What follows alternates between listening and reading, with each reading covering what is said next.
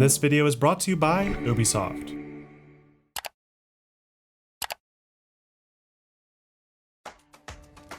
Most people think time is like a river that flows swift and sure in one direction. But I have seen the face of time, and I can tell you, they are wrong.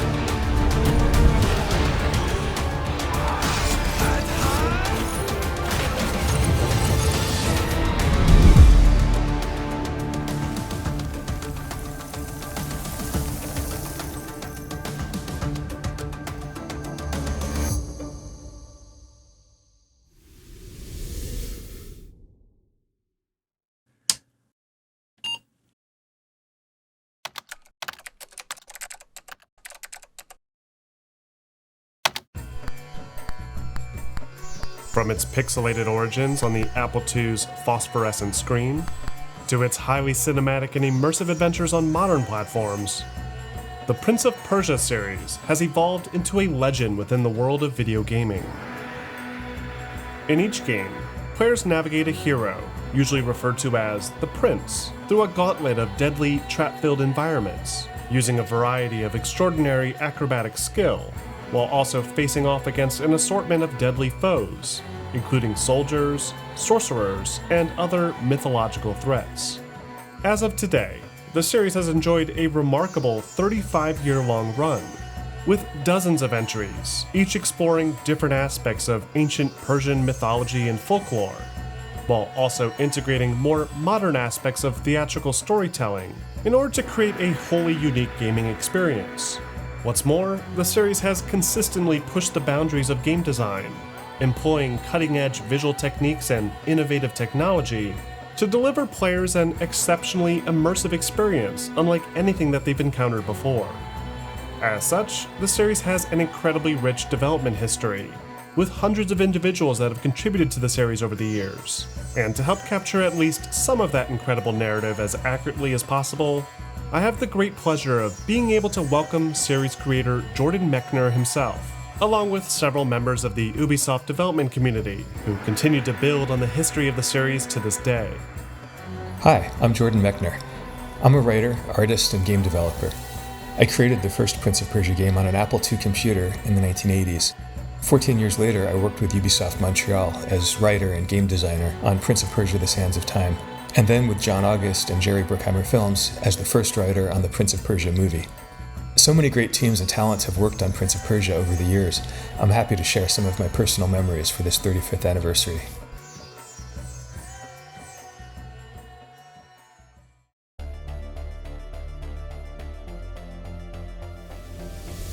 The story of Prince of Persia and its highly influential 35-year-long run in the gaming industry begins here, in the AV room of a Chappaqua High School in New York, where a 16-year-old student named Jordan Mechner got his first taste of the world of computer programming.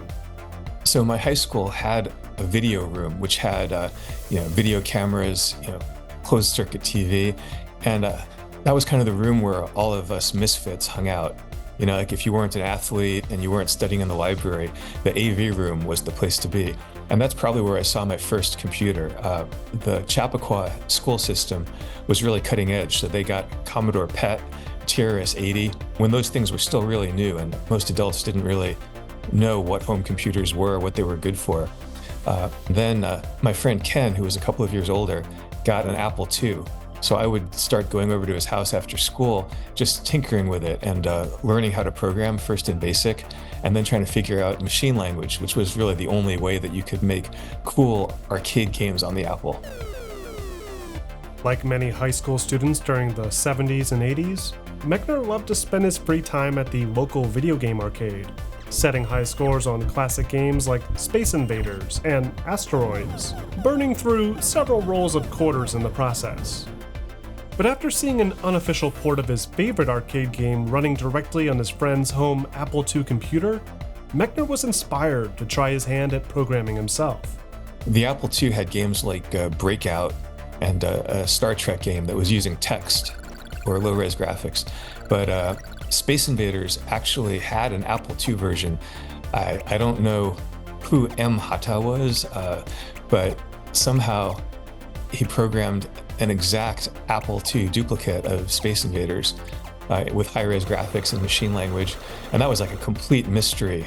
So that really sparked things for me with the Apple. So I wanted to learn machine language and high-res graphics, and one of the first ambitious projects that I tried to do was to reverse engineer the arcade game Asteroids, which was kind of the big hit after Space Invaders. I thought if I could be the first one to do Asteroids for the Apple II, then I would become a best-selling software author.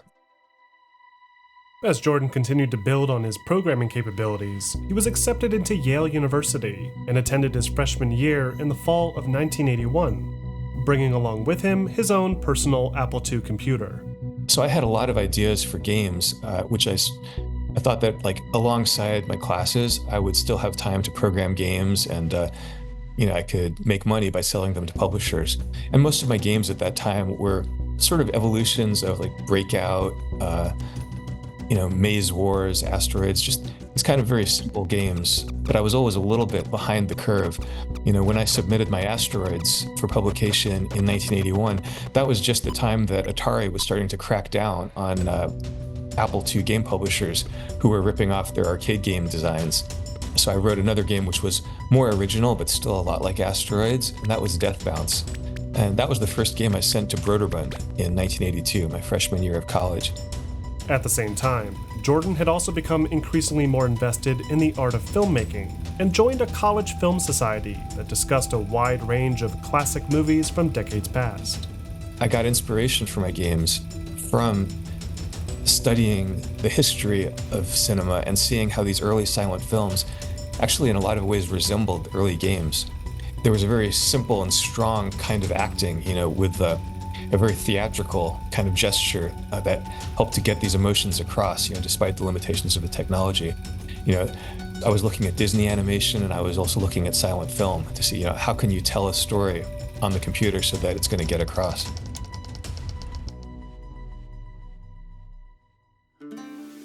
Following his second semester at Yale, Jordan devoted even more of his time to programming, wrestling with the design of his Asteroids-based Death Bounce, while also exploring new concepts that might help him get a foot in the door at a reputable game publisher.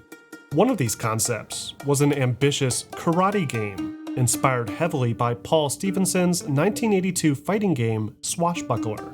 There was a game I'd seen called Swashbuckler on the Apple II, which had fighting, sword fighting, but it wasn't really animated. The frames of animation would just kind of alternate. So I thought, what if we could do something like that, but with really fluid animation? But when I tried to animate characters doing karate, it just didn't look nearly as good as I'd imagined. So I needed a trick to make the animation fluid and feel real, like the way I was imagining it in my head. And rotoscoping was a technique that let me do that. Rotoscoping is a technique that dates back to the earliest days of film, and is credited to animator Max Fleischer for his work on the silent film series Out of the Inkwell. The technique involves tracing a subject's silhouette from a source, usually an actor in a live-action video recording, and then repeating that process for each individual frame, the result being an incredibly smooth and lifelike animation sequence for an otherwise simple-looking character. Though Mechner hadn't planned on using this technique at all, and in fact stumbled backwards into it. So I didn't actually know that rotoscoping was a technique that went back to the early days of animation. I was just looking for a way to make animation better. And it was my dad who suggested, why don't you film somebody and look at the film? And so I filmed my mom's karate teacher, doing punches and kicks and moves. And then I filmed my dad running and climbing up onto the hood of the family car. That was the climbing up the cliff animation at the beginning of the game. And then the embrace, at the end of Karateka, when you run into the princess's arms, that was actually had my dad and my sister Emily enact that, in front of our house, and I filmed that on Super 8. So my dad suggested looking at the Super 8 film and counting the frames to see how long these movements actually took. That way I could get the timing right. But once I had the film, I realized I can do more than just count the frames. I can actually trace them and get the silhouette of each pose and then translate that frame by frame into the computer. So the technical challenge was how to do that, because of course the Apple II had no video. There was no way to transfer an image onto the screen. But I used a technique called the Versa Writer. It was a gadget that plugged into the Apple II game port, which let me kind of trace the silhouette of each frame. And then I cleaned it up on screen pixel by pixel and then replayed the frames, and it worked amazingly well. In fact, I had reverse engineered the 1920 Max Fleischer rotoscope, but using the Apple II technology. As he painstakingly pieced together each frame of his character's movement animations, he also sought to make the game feel more cinematic, leaving out the typical point systems and HUD elements often used to guide players, and relying on classical film techniques instead. At one point I thought I'll have a map at the top of the screen that shows how close you are to the palace, but I realized that it would be more effective to actually cut back and forth between the player running towards the palace and then the next enemy running towards you. And by cross-cutting back and forth between those two things, it created suspense. In a film studies class I was seeing, we had seen this film called Way Down East, where Griffith cuts between the hero running towards the river and then his girlfriend who is unconscious on an ice floe, drifting out towards a waterfall. And so by cutting back and forth between these two characters, it creates suspense and with a kind of accelerating rhythm. So I thought, well, let's try it in a game and see if game audiences will accept it as well. And in fact, it worked great. The cross-cutting back and forth in Karateka worked so much better than that overhead map view that I had started with, that I ended up taking the map out entirely and just let the cutting rhythm tell the story. After roughly 2 years of independent development, Jordan finally sent a copy of his ambitious passion project to prospective video game publishers, including Electronic Arts and a California-based software development house called Broderbund, the latter of which just so happened to respond first. So I sent Karateka on a floppy disk to Broderbund Software, and to my excitement, they accepted it. They wanted to publish it. So summer between my junior and senior years of college, I flew out to San Rafael, California, to Broderbund's offices, and this was really my baptism into the real software industry. This was my first time really meeting the people who were making the games, and the names that I had seen on the screens of games like Choplifter and Lode Runner. Now I got to meet them at Broderbund, and so I learned a ton that summer.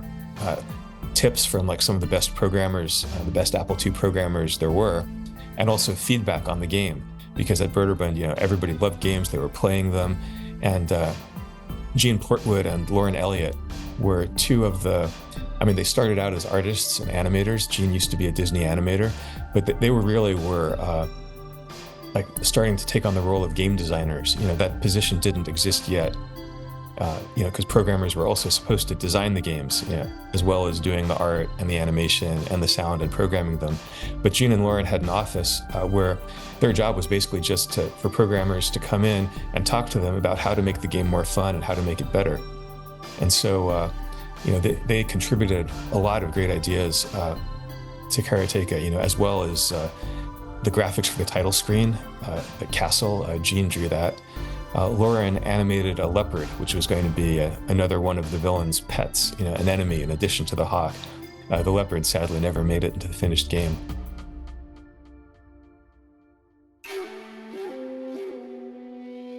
By the time Jordan had returned home to New York, his rotoscoped, narrative-driven, karate-themed video game had nearly been completed. And in December of 1984, Broderbund released the groundbreaking Karateka for the Apple II home computer.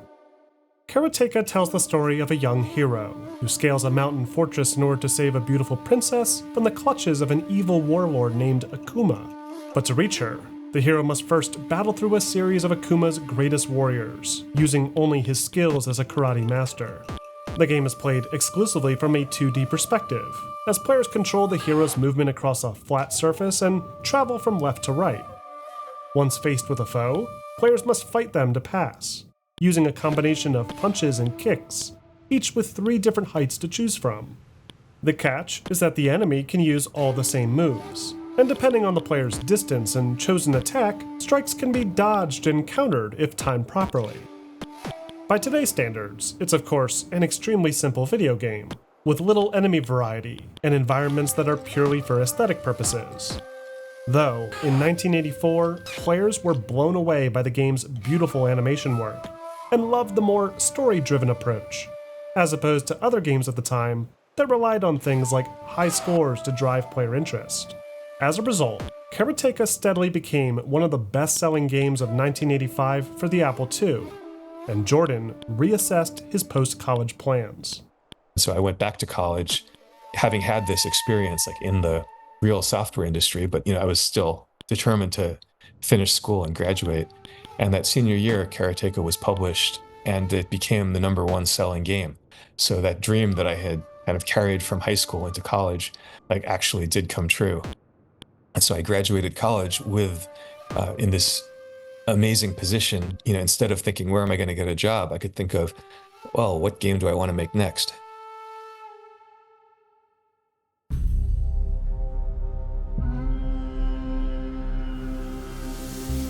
Original ideas for Jordan's next game originated during the development of Karateka, as he pictured what some of his favorite platforming games like Hard Hat Mac and Lode Runner might look like if they utilized his rotoscoping technique. He also started to toy around with ideas for the game's narrative, imagining it as a sort of love story where players would work alongside a female companion and venture through trap-filled corridors taken straight out of Indiana Jones. By April of 1985, Mechner had established a list of core features that he wanted to include in this project. The game was set to be built much in the same way as Karateka, incorporating classic story elements and being rotoscoped for smoother platforming animation. The only holdup was deciding on the underlying theme. There was a period where I was thinking, could this be a medieval game? Should it be like science fiction set in some kind of a futuristic factory? I think it was Gene Portwood of Broderbund who suggested the 1001 Nights frame, and that just kind of clicked. There were kind of a lot of reasons why that was a perfect setting for it. It hadn't been done yet, and yet there were all of these films and children's books, and it was kind of in everybody's collective unconscious. I pictured a palace and a vizier and a princess, having to climb the walls and the arches. It's just something that's so evocative. The title Prince of Persia was actually suggested by Broderbund's marketing manager. And at the time, I remember thinking, okay, that'll do as a placeholder title until we find the real title. But of course, it was a great title, and we never changed it.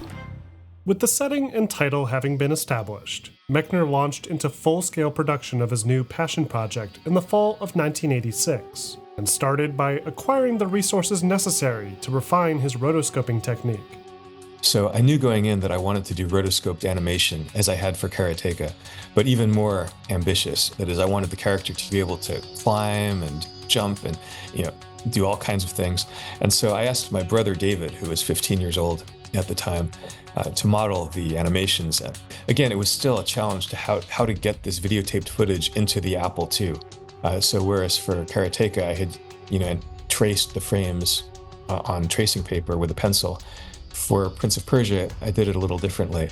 I got a video recorder that was capable of doing a clean freeze frame, and I set up a 35mm film camera on a tripod. I drew the curtains in the room to make it dark, and took a picture of the screen. And then I would advance the frame of the film and of the video, and take a picture of each frame of movement. Then I took that roll of film down to the photomat to be developed.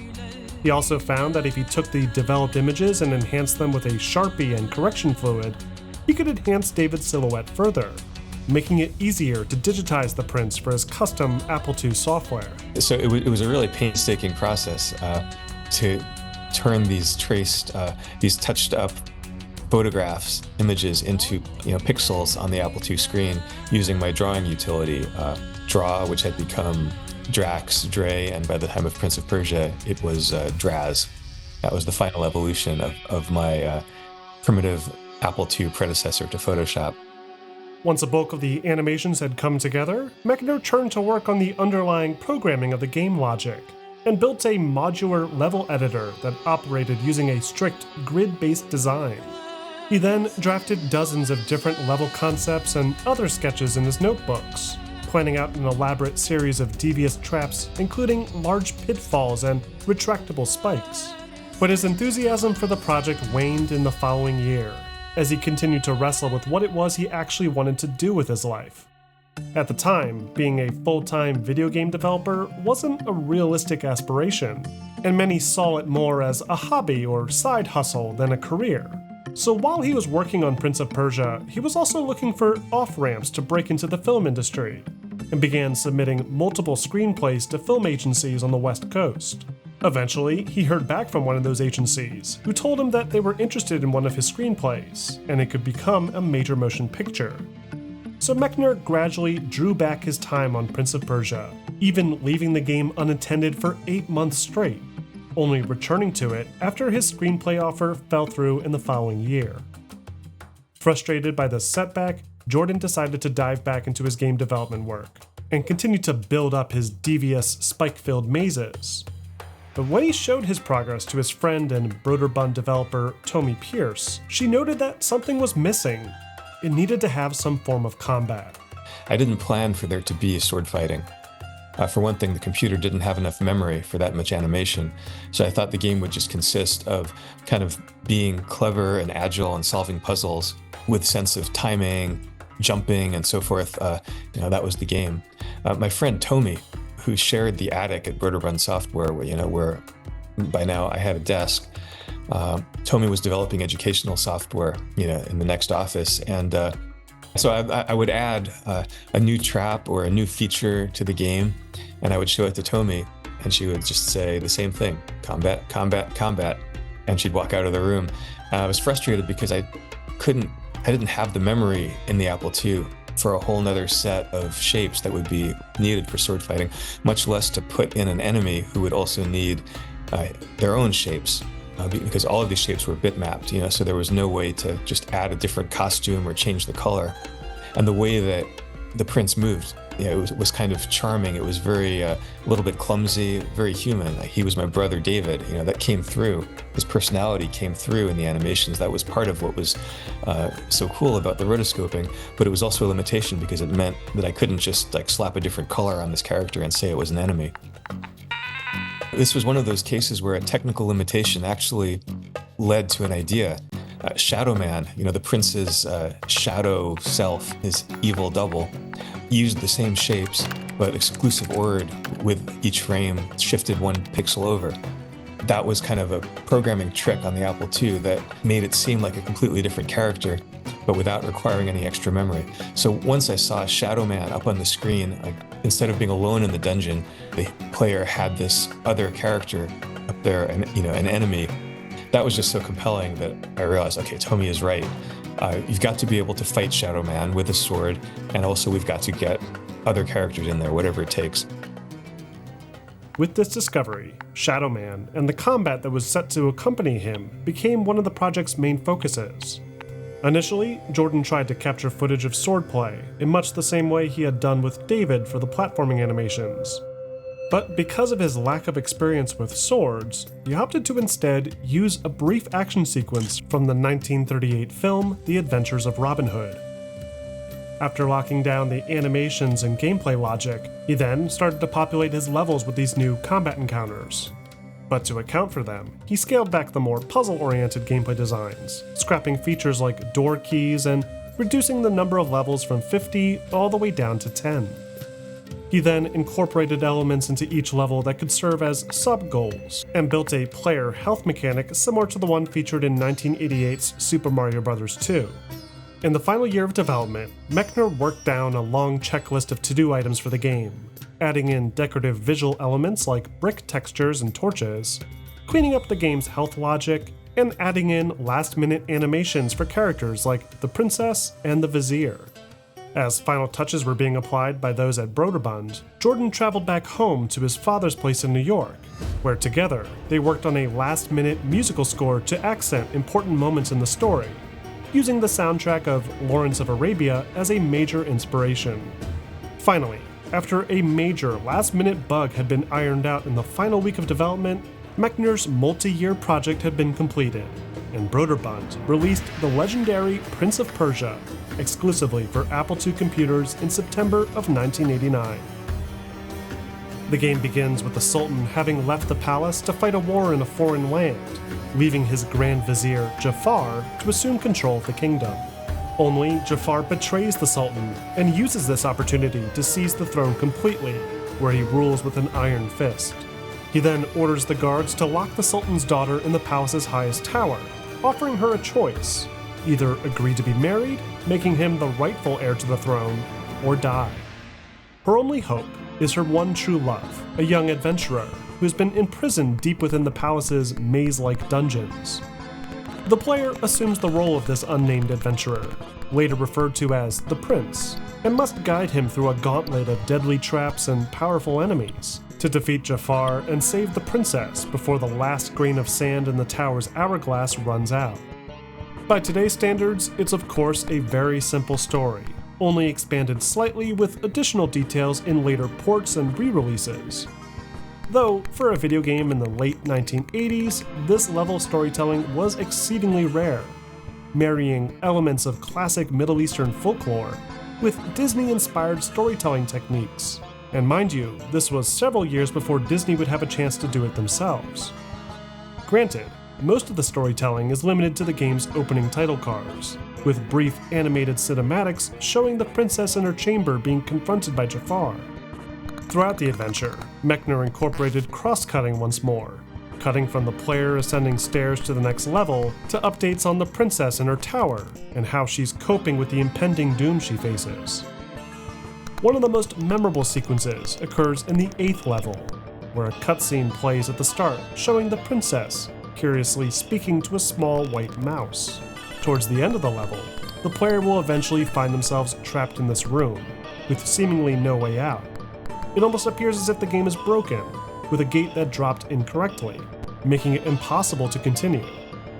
But after returning to the gate to try and find another way out, the white mouse returns and steps on a nearby switch to allow the player to escape.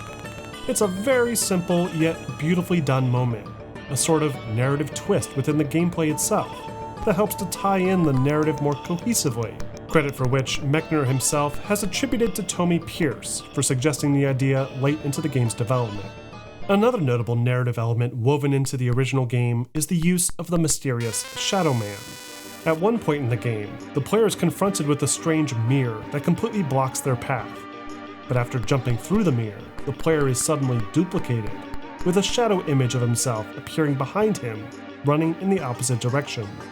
At first, it's unclear what exactly has just happened, but as the player progresses further, they'll occasionally encounter the shadow again, who becomes increasingly more antagonistic, stealing powerful health potions and even at one point blocking the player's path, dropping them back into the dungeons below. This all culminates in a final showdown towards the end, where the player must rejoin with their shadow self in order to have enough power to face off against Jafar and save the princess. Like the mouse sequence, the use of Shadow Man helps to elevate Prince of Persia, turning it into something more cinematic and story-driven, as opposed to being a run-of-the-mill platformer. Though, even without those unique story elements, Prince of Persia's gameplay does differentiate itself significantly from similar platform titles that have come before it. The game is composed of 12 levels, each offering increasingly more challenging obstacles to navigate through. The goal of the game is to reach the exit for all 12 levels within the allotted 60 minutes.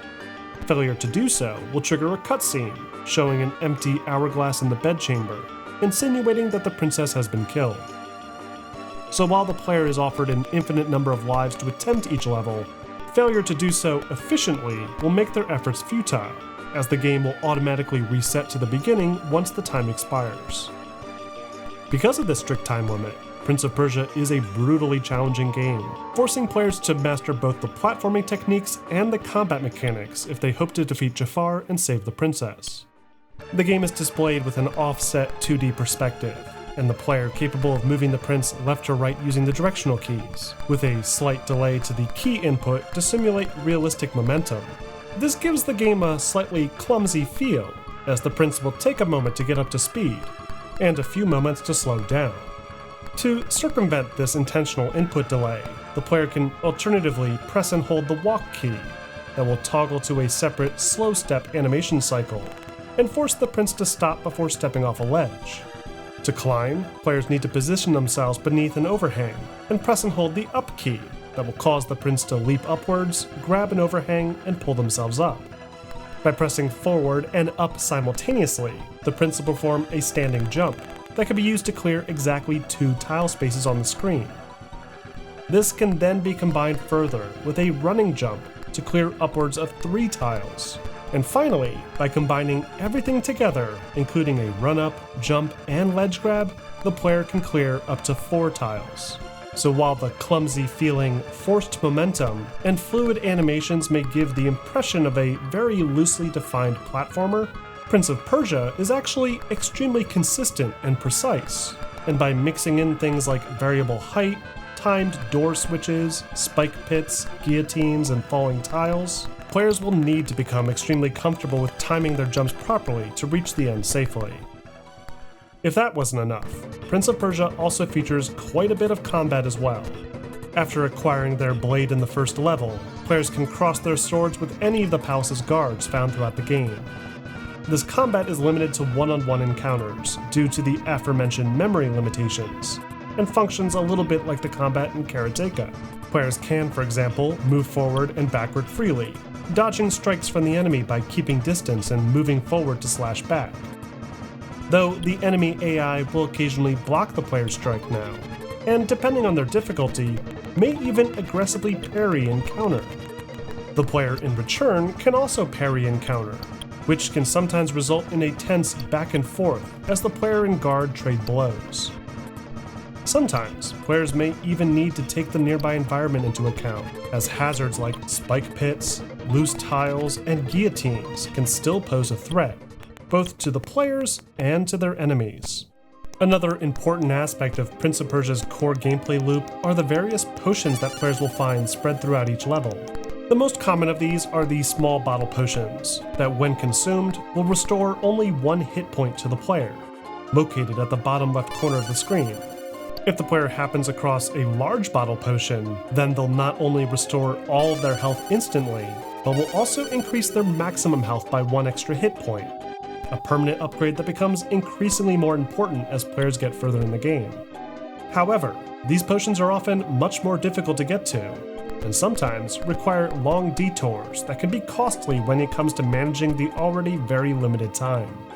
Alongside the standard health potions, players may also encounter the rare magic potions that, when consumed, can have a myriad of effects on the player. Altogether, the original Prince of Persia is a remarkably engaging experience, even some 35 years after its release, and all of the small touches like interweaving story elements, having interactive environmental traps during combat, and incorporating unique magic potions that alter the gameplay help to raise the bar of the action-adventure genre, making it an instant classic. Though unfortunately, Prince of Persia's groundbreaking offerings would not be recognized at first. While a few magazines had columns about the game, praising it for its entertaining platforming puzzles, beautiful animation, and, at one point, even calling it the Star Wars of video gaming, the game itself just wasn't getting in front of the average gamer. As many individuals at Broderbund had warned towards the end of the game's development, the Apple II market was declining rapidly. The platform was at its most popular around the mid-1980s, often placing 5th in the most popular consumer home computer platforms in Western territories. But by 1989, newer platforms like Apple's Macintosh, IBM's personal computer, and, of course, Nintendo's first venture into the video game console space had begun to dominate a lion's share of that at-home gaming consumer base. By 1989, Jordan was acutely aware of this issue, and pressured Broderbund to begin production of ports for the game for more popular computer platforms, including the Mac and the IBM. Meanwhile, negotiations between Broderbund and Nintendo would only begin in the fall of 1989, as competition to be considered for one of NES's highly sought-after software slots was exceptionally brutal. talks to have Broderbund's French offices work on ports for Atari and Amstrad CPC had also begun, along with potential Sega and NEC ports made by partners over in Japan. Though, despite efforts to expand the game's reach to other platforms prior to release, the initial sales numbers for the Apple II version of Prince of Persia massively degraded the confidence that Broderbund had in the title. The studio had made a name for themselves with their education software, mainly the Carmen Sandiego franchise. So pouring money into this new action-adventure game that had failed to outperform other Apple II games at the same time seemed like a dead end. And after a few months, Broderbund even started to pull Prince of Persia-related advertising from magazines, focusing on their other software instead. Frustrated by their lack of confidence, Mechner relentlessly pushed back, turning his focus towards assisting with the troubled IBM PC port that had, at this point, changed hands multiple times. This version soon became the definitive version of the game, with the promise of 256 color graphics and improved music quality, the latter of which greatly suffered with Apple II's limited capabilities. In fact, Broderbund were so happy with how the IBM version looked that they made it the basis for the other French-developed Amiga, Atari, and Amstrad CPC ports. Though even with these much-needed improvements and larger consumer base, Prince of Persia continued to return poor sales numbers. By mid-1990, Prince of Persia had only managed to sell roughly 14,000 copies across both available versions, well below the studio's expectations, leaving its creator increasingly frustrated with Broderbund and the marketing department. A major point of contention was the design of the PC's box style that many distributors, namely Electronic Boutique, claimed that they were harder to display on their shelves, making it harder to sell them. It wasn't until the following 2 years that things finally started to turn around. The boxed redesign would finally get approved, with the now iconic double trapezoid candy box attracting significantly more attention than the previous design. Meanwhile, sales started to pick up dramatically, but not in the United States, but rather in the United Kingdom and parts of Europe that had shown significantly more interest in the game's premise. Japan markets similarly embraced Prince of Persia more and more, with various ports of the game steadily growing in sales month by month. By 1991, Prince of Persia had become a worldwide hit, and after visiting France to accept an award for it, Mechner was beginning to realize the remarkable impact that this seemingly small video game project was having, with fans from around the world viewing him as a sort of celebrity in the still very young video game space. Broderbund too had begun to change their tune, as Prince of Persia had quickly started to overtake previous sales records for the company. And after a planned merger with publisher Sierra, the studio's marketing department was completely overhauled, pushing Prince of Persia as their core identity. It was during this time that talks of a sequel had gone from simple, rough ideas to an expectation, the budget for which would be significantly greater than what had come before. Though Mechner had become distant from his creation, as his true passion remained firmly on becoming a Hollywood screenwriter. So while he would eventually draft a large game bible of the sequel for Broderbund and consult on the project, he wasn't nearly as involved in its production, at least not at first, as he opted to work as a film hand in New York for several months to better understand the ins and outs of the industry. By 1992, the hype for Prince of Persia was seemingly never-ending. Additional ports for the game were releasing month after month, with each version offering some slight variation to the core art style and musical score, along with occasional gameplay variations. By far, one of the most impressive of these was the Arsys Software developed and Konami published port for the Super Nintendo. Not only does it have more environmental detail per screen, but it's also the only version to add significantly more gameplay value to the original adventure, with 8 new levels, new enemies, unique boss battles, a reimagined musical score, and even brand new obstacles like treadmills, magical portals, and walls of fire. Though it was the late 1992 Macintosh port that has since become one of the most recognizable versions of the original game, maintaining the original core 12 levels exactly, but enhancing it with more color variety and style. That became the basis for Broderbund's sequel a year later.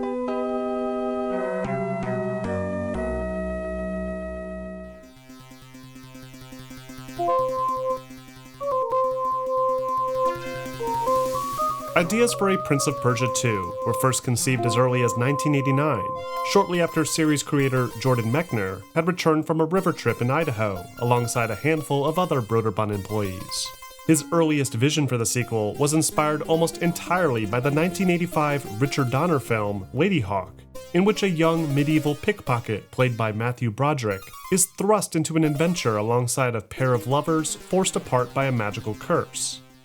But as the original Prince of Persia's development intensified towards the end of that year, Mechner found himself less enthused about the prospect of a sequel, as the time commitment necessary would undoubtedly stand in the way of any chance he would have in pursuing a career in film. From the beginning, Prince of Persia 2 was going to be a team effort. I wasn't going to program it, and I also didn't really want to do programming anymore. When Prince of Persia shipped, I was 25, and I was like, wow, I've been programming the Apple II since I was 15. I basically spent 10 years in front of this computer. I've got to do something else. I wanted to travel. I wanted to go to film school. I wanted to write screenplays. I wanted to learn foreign languages and have adventures. So the way we set up Prince of Persia 2 was that I wrote the story in a Bible.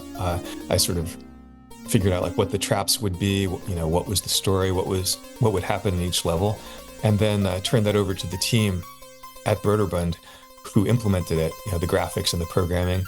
By 1991, Broderbund had established an aggressive 6-month development schedule for the project, with Mechner set to create the base design documentation, while the rest of the studio worked on the artwork and graphical design. Many of Mechner's ideas were based heavily on classical narrative moments in collective works from 1001 Nights, including things like genies, magic carpets, and hidden caves with secret treasure. Mechner had also been greatly inspired by the design of Paul Howarth and Martin Edmondson's Shadow of the Beast 2, that offered a far more adventurous feel than more traditional platforming games, an aspect that Mechner felt would greatly suit the more cinematic action-adventure stylings of the Prince of Persia series. By the summer of '91, Prince of Persia 2 became the biggest active project at Broderbund, with most of the artists and programmers on staff working to realize the vision of Mechner's game Bible. A lot of the focus revolved around environmental art design, with gorgeous backgrounds far and beyond what the original versions of the first game were capable of. To realize this, the visual style of the Macintosh port was used as the base for the sequel's art direction, including the red vest, blue turban wearing Prince design. Most of the old rotoscoped animations from the original game were recycled into the mix, though the artists were also tasked with keyframing new animations, mainly those used for the new enemy types like snakes and floating heads. By the summer of 1992, Broderbund had reached something of a brick wall with the game's development. The programming team was struggling to meet deadlines, and despite the then massive $126,000 budget, Prince of Persia 2's increased scope proved to be too ambitious for the target IBM PC platforms. So, to help see the project through to completion, Mechner agreed to return to Broderbund as a more active participant in the development, and helped optimize the gameplay by greatly scaling back the graphical quality and complexity of some of the earlier levels.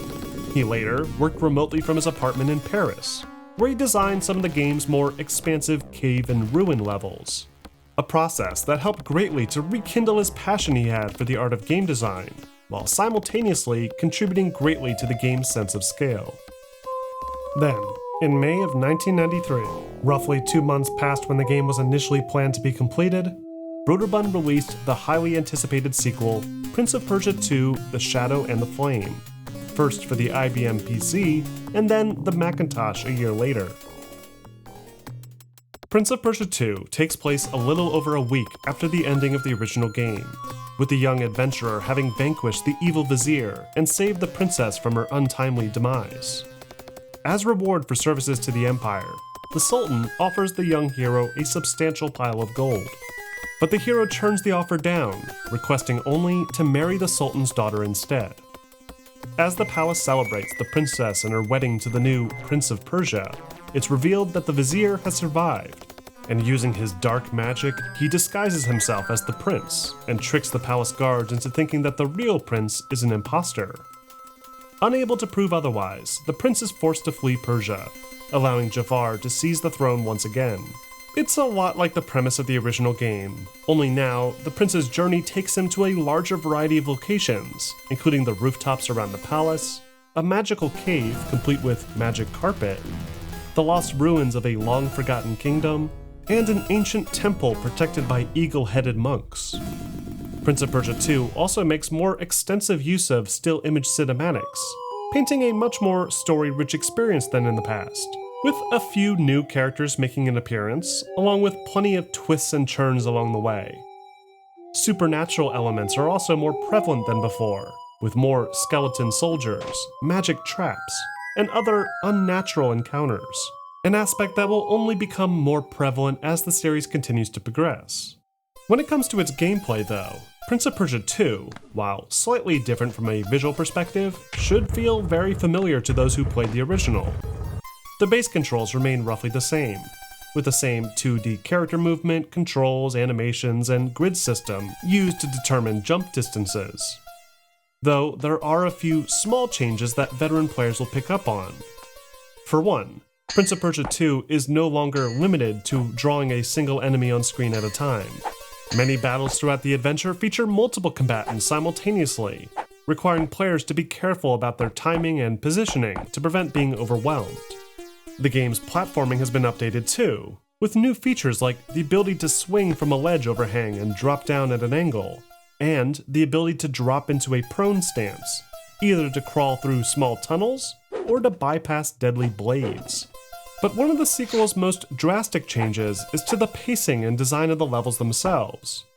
In the original game, most of the adventure took place within the palace walls, with the initial dungeon aesthetic eventually being swapped out for a upper palace aesthetic later on. Prince of Persia 2, however, mixes things up almost immediately by having players dash across the rooftops of Persia outside the palace walls. The grid system is still being utilized, but a lot of the more sophisticated art hides that underlying design, sometimes making it less clear what can or cannot be traversed across. After the initial escape sequence, the game then mixes things up further, with a platforming puzzle, requiring players to step on switches in the correct order. Once inside the cave, Prince of Persia 2 begins to feel a bit more like the original game, with a network of horizontal walkways, broken floor tiles, and deadly traps around every corner. Though most of these traps are a slight twist on what players may be used to. Spikes, for example, can now be found on vertical walls, killing the prince instantly if he carelessly runs too close to them. Switch-operated doors now take the form of these wider blocks that can crush the player if not timed properly. And new hazards like switch-operated darts, lava pools, slicing blades, and instant breakaway floor tiles all contribute to a more involved series of platforming trials. Mix that in with the increased necessity for trial and error, along with many enemies that require more precise timing to defeat, and Prince of Persia 2 ends up being a much more difficult game to get through. But in 1993, this type of excessive challenge was part of the charm of gaming. Fans of the first Prince of Persia clamored for more of Mechner's sinister traps, and thanks to a far stronger marketing campaign by Broderbund, the sequel's initial sales numbers were far better than its predecessor at launch, with over 42,000 copies of the game shipped with only the first 3 months of release, alongside an additional 18,000 copies of the original game within that same time frame. Magazines wrote glowing reviews for the sequel, praising Broderbund and Mechner for their devious traps and relentlessly challenging level designs. The sequel saw widespread appeal as it continued to sell month after month, with major news outlets like Newsweek writing segments on it, only further driving up interest in the franchise.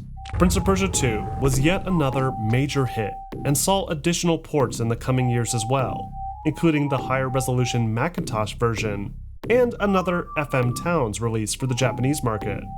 In 1996, the only console port of the game was released for the Super Nintendo.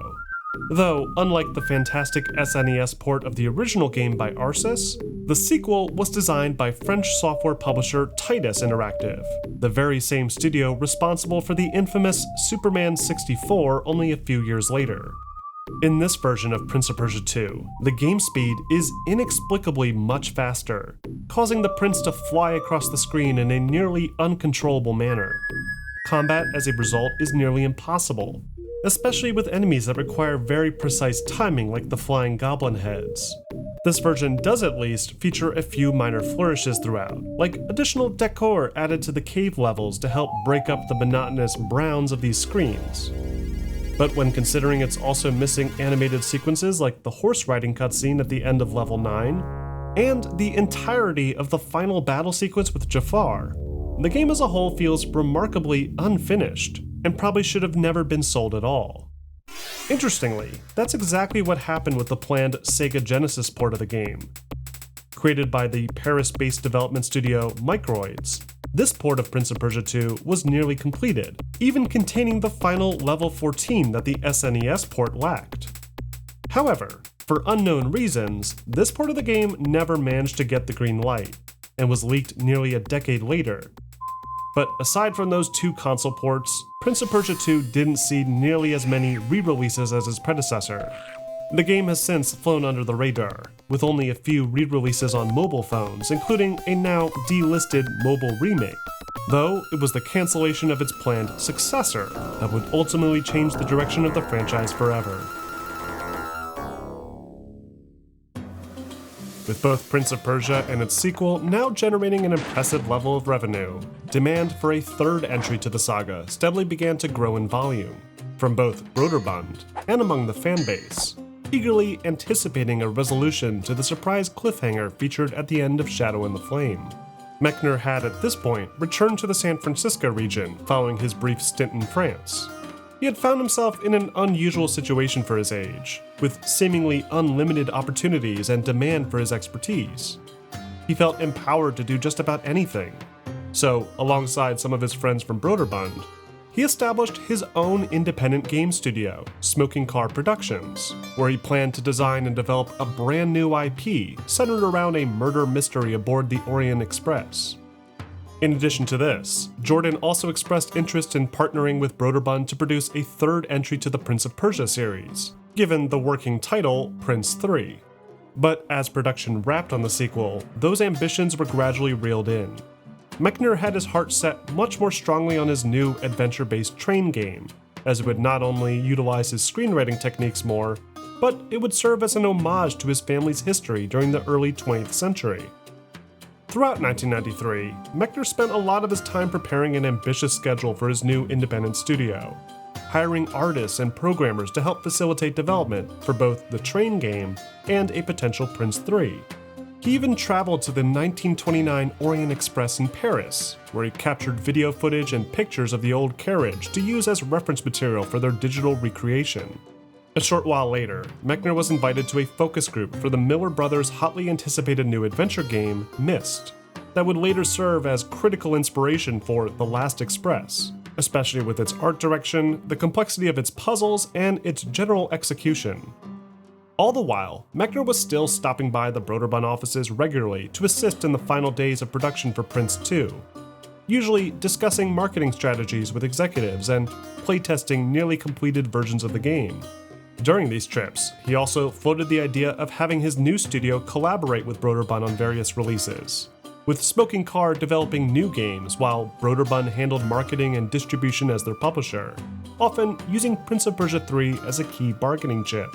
But when it became clear that the deal between Smoking Car and Broderbund regarding a third Prince game was not making any worthwhile progress, Mechner decided to shelf the project for the time being, and had his studio focus solely on The Last Express, while Broderbund looked for other developers within the company to handle the next Prince of Persia. However, as production on The Last Express continued, the project soon grew out of control. Staff size at Smoking Car Production massively expanded from the initial half dozen to upwards of nearly 60 different people, with costume designers, makeup artists, camera crew, animators, and programmers all scrambling to meet deadlines. The project was so ambitious that it slipped clean past the initial estimated production schedule, and ultimately took the team 4 years to complete, effectively draining any of the royalties earned from the Prince of Persia games, as Mechner struggled to maintain the multi-million-dollar cost.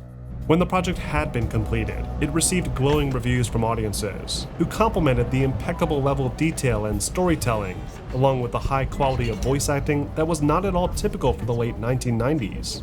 Some news outlets like USA Today even claimed it to be the single best adventure game of the year. But unfortunately, The Last Express never would end up meeting the ambitious sales goals necessary to churn a profit. Despite all of its beautiful artwork, strong storytelling, and impressive rotoscoped animation style, the adventure game genre wasn't nearly as popular as it once was. New interactive 3D experiences, namely Doom, and id Software's new fully 3D experience, Quake, had taken the world by storm only a year prior. And so, point-and-click style storybook games had begun to phase out. To make matters worse, most of Broderbund's marketing departments had unexpectedly quit prior to The Last Express's launch, massively reducing its potential reach. This was likely the result of more dire issues within Broderbund itself.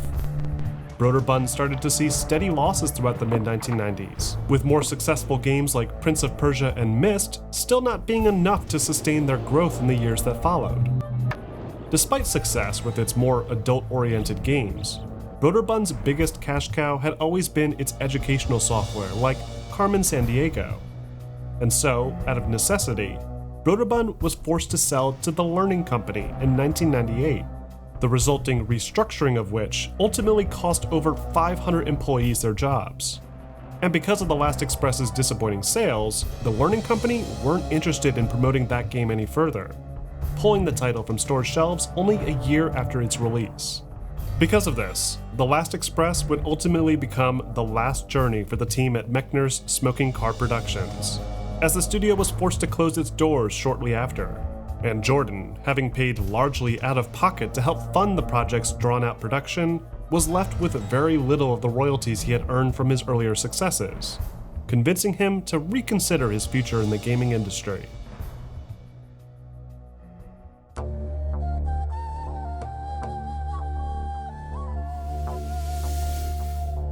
Shortly after The Last Express's release, Broderbund restructured their studios, separating the education side of the company with the more entertainment-focused video game side. This resulted in the creation of the Red Orb Entertainment Publishing Division that would be responsible for publishing more mature games like shoot-'em-ups, strategy, and adventure titles. No doubt a response to the growing interest in other, more mature computer games being published by the competitors. Among its ambitious lineup was yet another follow-up to Mechner's Prince of Persia series that would be handled in-house by a team managed by Broderbund producer Andrew Peterson. When pitching the idea, Peterson stressed the importance of building the third game as a fully 3D action-adventure experience. The age of the 2D platformers was steadily being phased out around the time, as new, more powerful technology had begun to push 3D graphics to the forefront of the industry. And hardware like Sony's PlayStation and Nintendo's N64 had helped to usher forth a new era in gaming, with 3D platformers rapidly becoming the new norm. One of the most relevant of these was undoubtedly Core Design's 1996 classic Tomb Raider, that reimagined Mechner's grid-based platforming design, deadly spike traps, and acrobatic maneuvers, and applied them to a 3D space, making it one of the most exciting new action-adventure games on the market, and subsequently, a major inspiration for what Red Orb would eventually create. So in '97, Peterson put together a team of developers, all of whom he had experience working with in the past, and who had 3D design expertise. He then reached out to Jordan Mechner himself, who provided only minor consultation, especially as it pertained to the game's story direction. In deciding on how to approach the narrative, the project's lead writers, Todd Kerpelman and Tom Reddick, agreed to tell a brand new story to the series, abandoning the cliffhanger from Prince 2 and only carrying forward some aspects of the original timeline. This gave them the freedom to really expand on the Prince of Persia lore, while designers like Chris Grun poured through countless references to 9th century Middle Eastern artwork and records to establish a totally fresh identity for the series. With this style of art in mind, Chris then sketched dozens of freeform designs of environments, objects, and characters, often leaning into the more supernatural angle. The prince himself was also reimagined, scrapping the old street rat design in favor of a more decorated warrior look, while also ensuring that he still embodied the thinking man's hero archetype, with agility and intelligence being more prominent to his character than brute force. Once designs had been finalized, Chris then drew out what were called orthographic drawings of the various characters that break the characters apart into a set of blueprints that are then recreated by the 3D art team into a software called 3D Studio Max. By the end of production, over 25 characters had been created, both high poly and low poly versions, so that they can be used for cinematics as well as gameplay. Once completed, the 3D models were then handed off to the animation team, who made use of Motion Factory's Motivate software, where they would keyframe each action players were expected to make, often referring to video captured of gymnasts and combat specialists. While this was being handled, a separate team of programmers and artists focused on building out the game's many environments, leaning heavily on the research done by Chris Grun to sculpt 3D assets in Lightwave 3D. The team agreed early on that a proper 3D Prince of Persia game would need to be built strongly around its exploration potential, so a lot of effort went into making sure each environment was not only unique and interesting to look at, but offered tons of exploration opportunities, with interconnected pathways to keep players searching for secret potions and clever solutions to challenging obstacles. These obstacles were of particular importance to the team, with a desire to not only recreate classic traps from the old games, but also craft all new traps, no doubt to compete with the Tomb Raider franchise's very elaborate obstacles. One of the project's most unique challenges, though, was the work being done by chief technologist Peter Lipson, who made use of the rendering platform NetImmerse to totally transform how players would experience the world of Prince of Persia. New visual effects like shadow casting, dynamic lighting, and particle effects would all be steadily incorporated, adding new complications for the level designers as they balanced things like lighting within the environment to guide the player towards their intended path. Camera control was also a major challenge, as players would now view assets from any angle, requiring an entirely new development mindset than the older 2D games. Then, as production continued into 1998, things were complicated even further, as Broderbund underwent its acquisition by the Learning Company. Red Orb Entertainment would continue to persist following this purchase, though production of Prince 3D and everyone involved in it were transitioned over to the Learning Company's own entertainment division, Mindscape Entertainment. At first, things seemed to be business as usual, with the team finalizing most of the core gameplay systems by October of '98, and refocusing their efforts on level design and asset creation. However, this arrangement would ultimately be short-lived, as the Prince of Persia 3D team would change hands again in December, following the $3.8 billion purchase of the Learning Company by the children's toy company Mattel Incorporated. As this purchase was being finalized, pressure to complete the Prince 3D project mounted significantly, pushing up deadlines and causing major issues down the line. As funding for the project began to dry up going into 1999, the development team of roughly 19 individuals looked for ways to extend their deadline, requesting additional funding to help Prince 3D reach its full potential. But the proposal was shot down, and following several months of intense crunch, Mindscape, or rather Red Orb Entertainment, released the third mainline entry to the franchise, Prince of Persia 3D, first on the PC and then the Sega Dreamcast a year later. Prince of Persia 3D takes place sometime after the events of the original games, with the prince, princess, and sultan all traveling to a neighboring kingdom ruled by the sultan's brother, Asan. However, during a private belly dancing performance, the sultan's personal guard is attacked, and the prince is seized and locked away in the dungeons. It's later revealed that the reason for this betrayal is in retaliation, as the princess, who is now married to the prince, was previously promised by the sultan to wed Asan's son, Rugnor, who for whatever reason is also a half-human, half-tiger hybrid.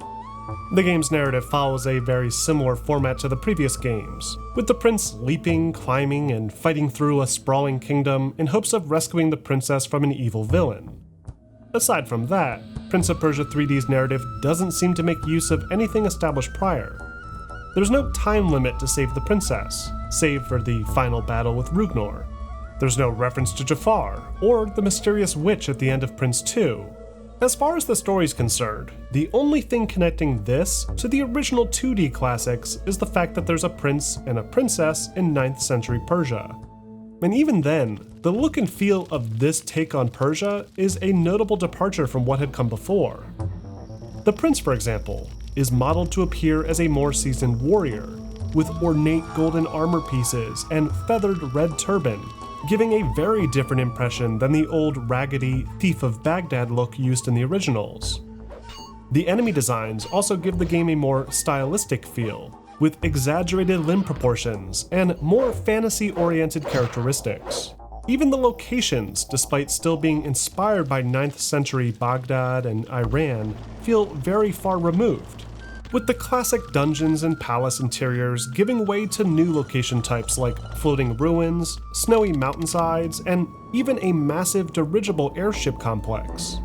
Prince 3D is also notable for being the first entry in the franchise to feature voice acting for its characters, with key-framed cinematic sequences helping to present the story more clearly in between levels.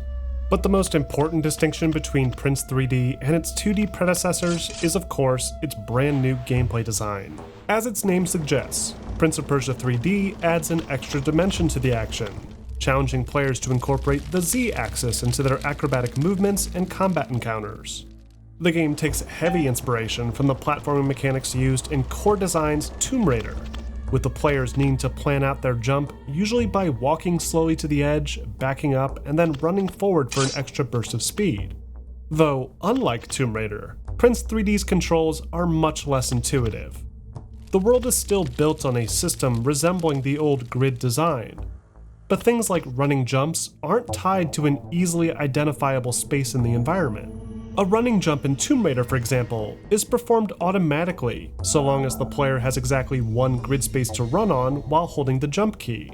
In Prince 3D, however, a running jump can be performed after only 1 or 2 steps, and is often initiated before the player reaches the edge of the platform, making long jumps more difficult to account for.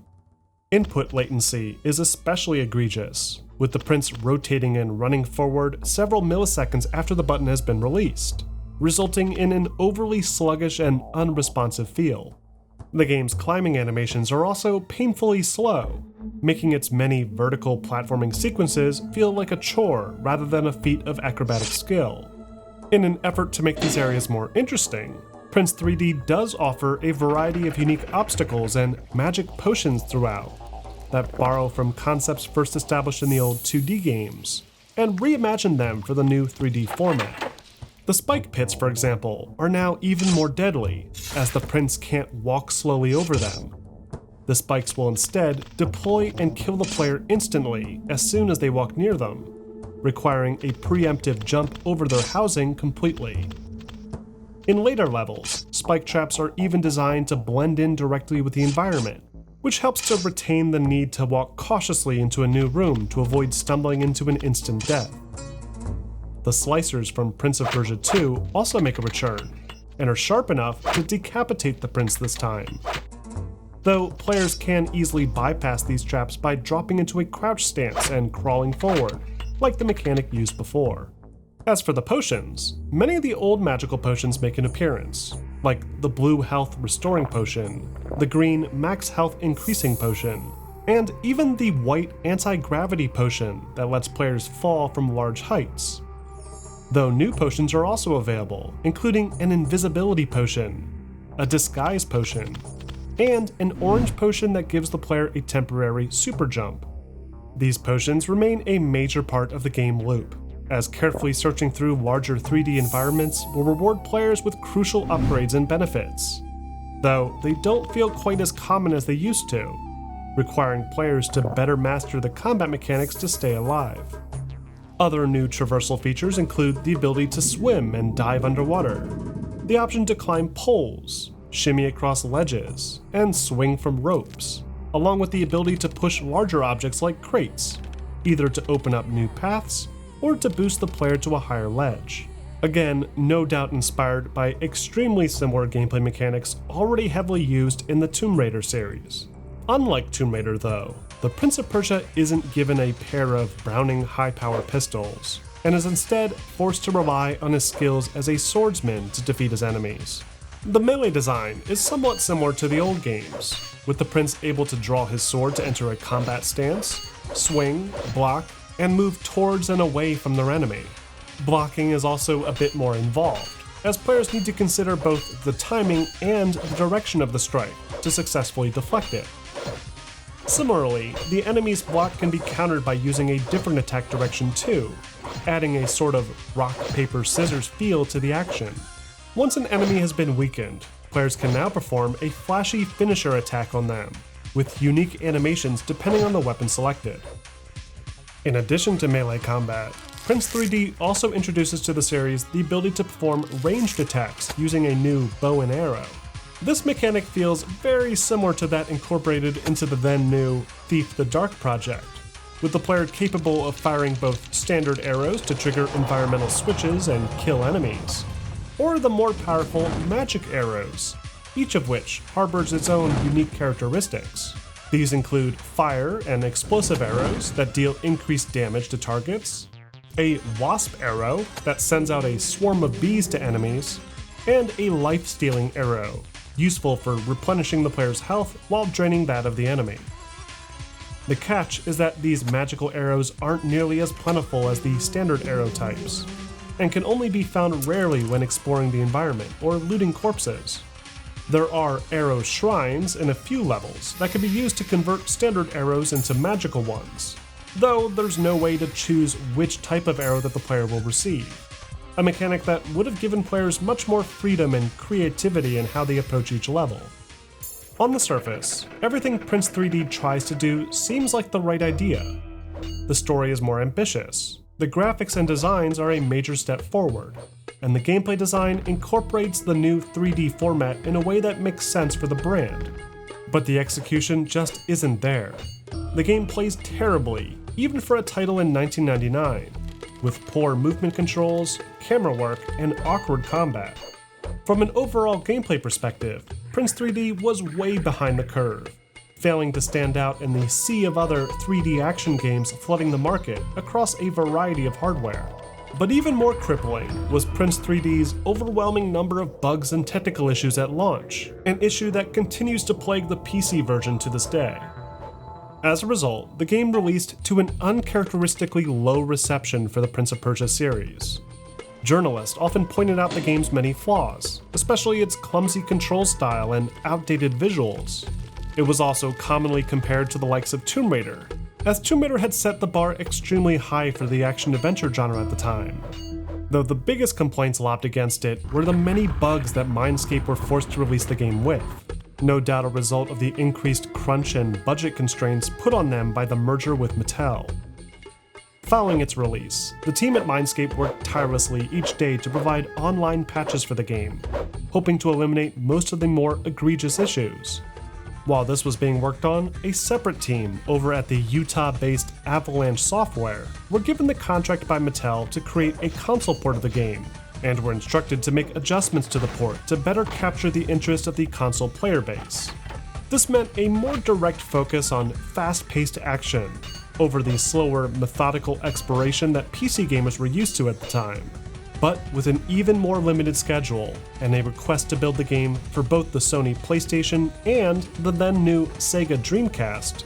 Mattel realized that Avalanche would not be able to meet the initial deadline, and the Sony PlayStation port of the game was ultimately cut. What did end up releasing, though, was the 2000 Dreamcast exclusive Prince of Persia Arabian Nights. Arabian Nights is basically the same game as Prince 3D. It features all the same level designs, the same general core platforming and combat systems, and follows the exact same story. Though there were a few tweaks that were made in hopes of making the experience feel more complete than the original PC release. For one, the movement speed has been increased. Not to the insane level that Prince of Persia 2 was on the SNES, but just enough to help make the experience a bit more tolerable. Arabian Nights also makes a very nice change to the way the running jump maneuver functions, allowing the jump to trigger almost instantly, rather than needing to awkwardly line up a long run-up beforehand. And new quality of life features like an inventory screen and checkpoint system were added as well, though the latter feature does replace the previous game's more effective manual save system. Arabian Nights also makes a few sacrifices too, cutting many of the unique weapons offered previously in favor of different sword types, and even scrapping 2 of the more elaborate platforming levels, likely to ensure that the game would fit on the Dreamcast disc. But even with some of these changes, the opinion on the Prince's third outing failed to sway in a more positive direction. Many outlets reported that the Dreamcast version was even worse than the original, while others pointed out that after a year of graphical innovation, Arabian Nights had managed to look even more dated than it had before. Ultimately, both the PC and Dreamcast versions of Prince of Persia 3D would be considered failures, with incredibly poor sales, weak critical reception, and seemingly irreparable damage to the cherished IP. The series, for the first time, had not only failed to innovate, but failed to impress its fanbase. And even more important, at least as it pertains to the history of this franchise, is that Prince of Persia 3D's performance had failed to impress Mattel, and what happened next would forever seal the young prince's fate.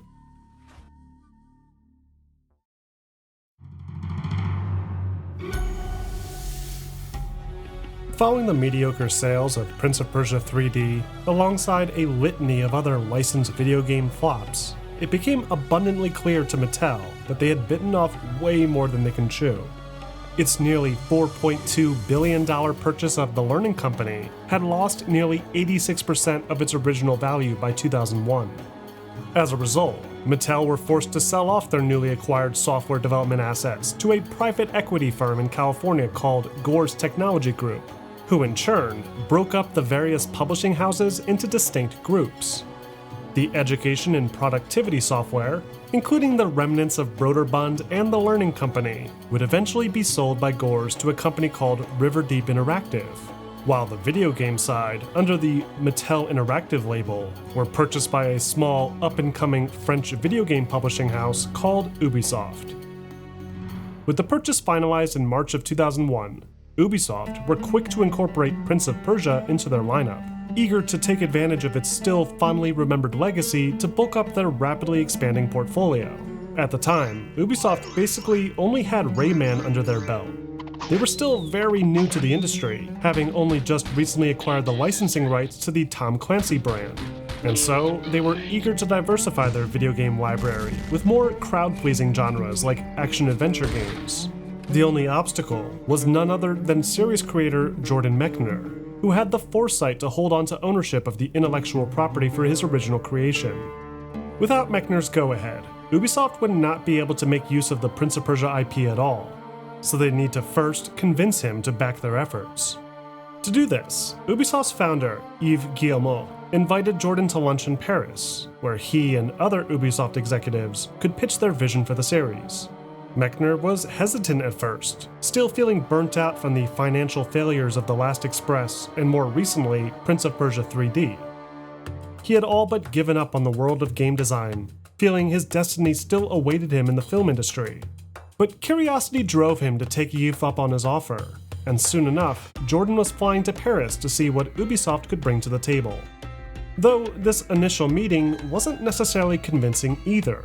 So, while Jordan didn't necessarily outright reject the offer, he did decide that he would need to speak with their producer over at their new offices in Montreal before landing on a final decision.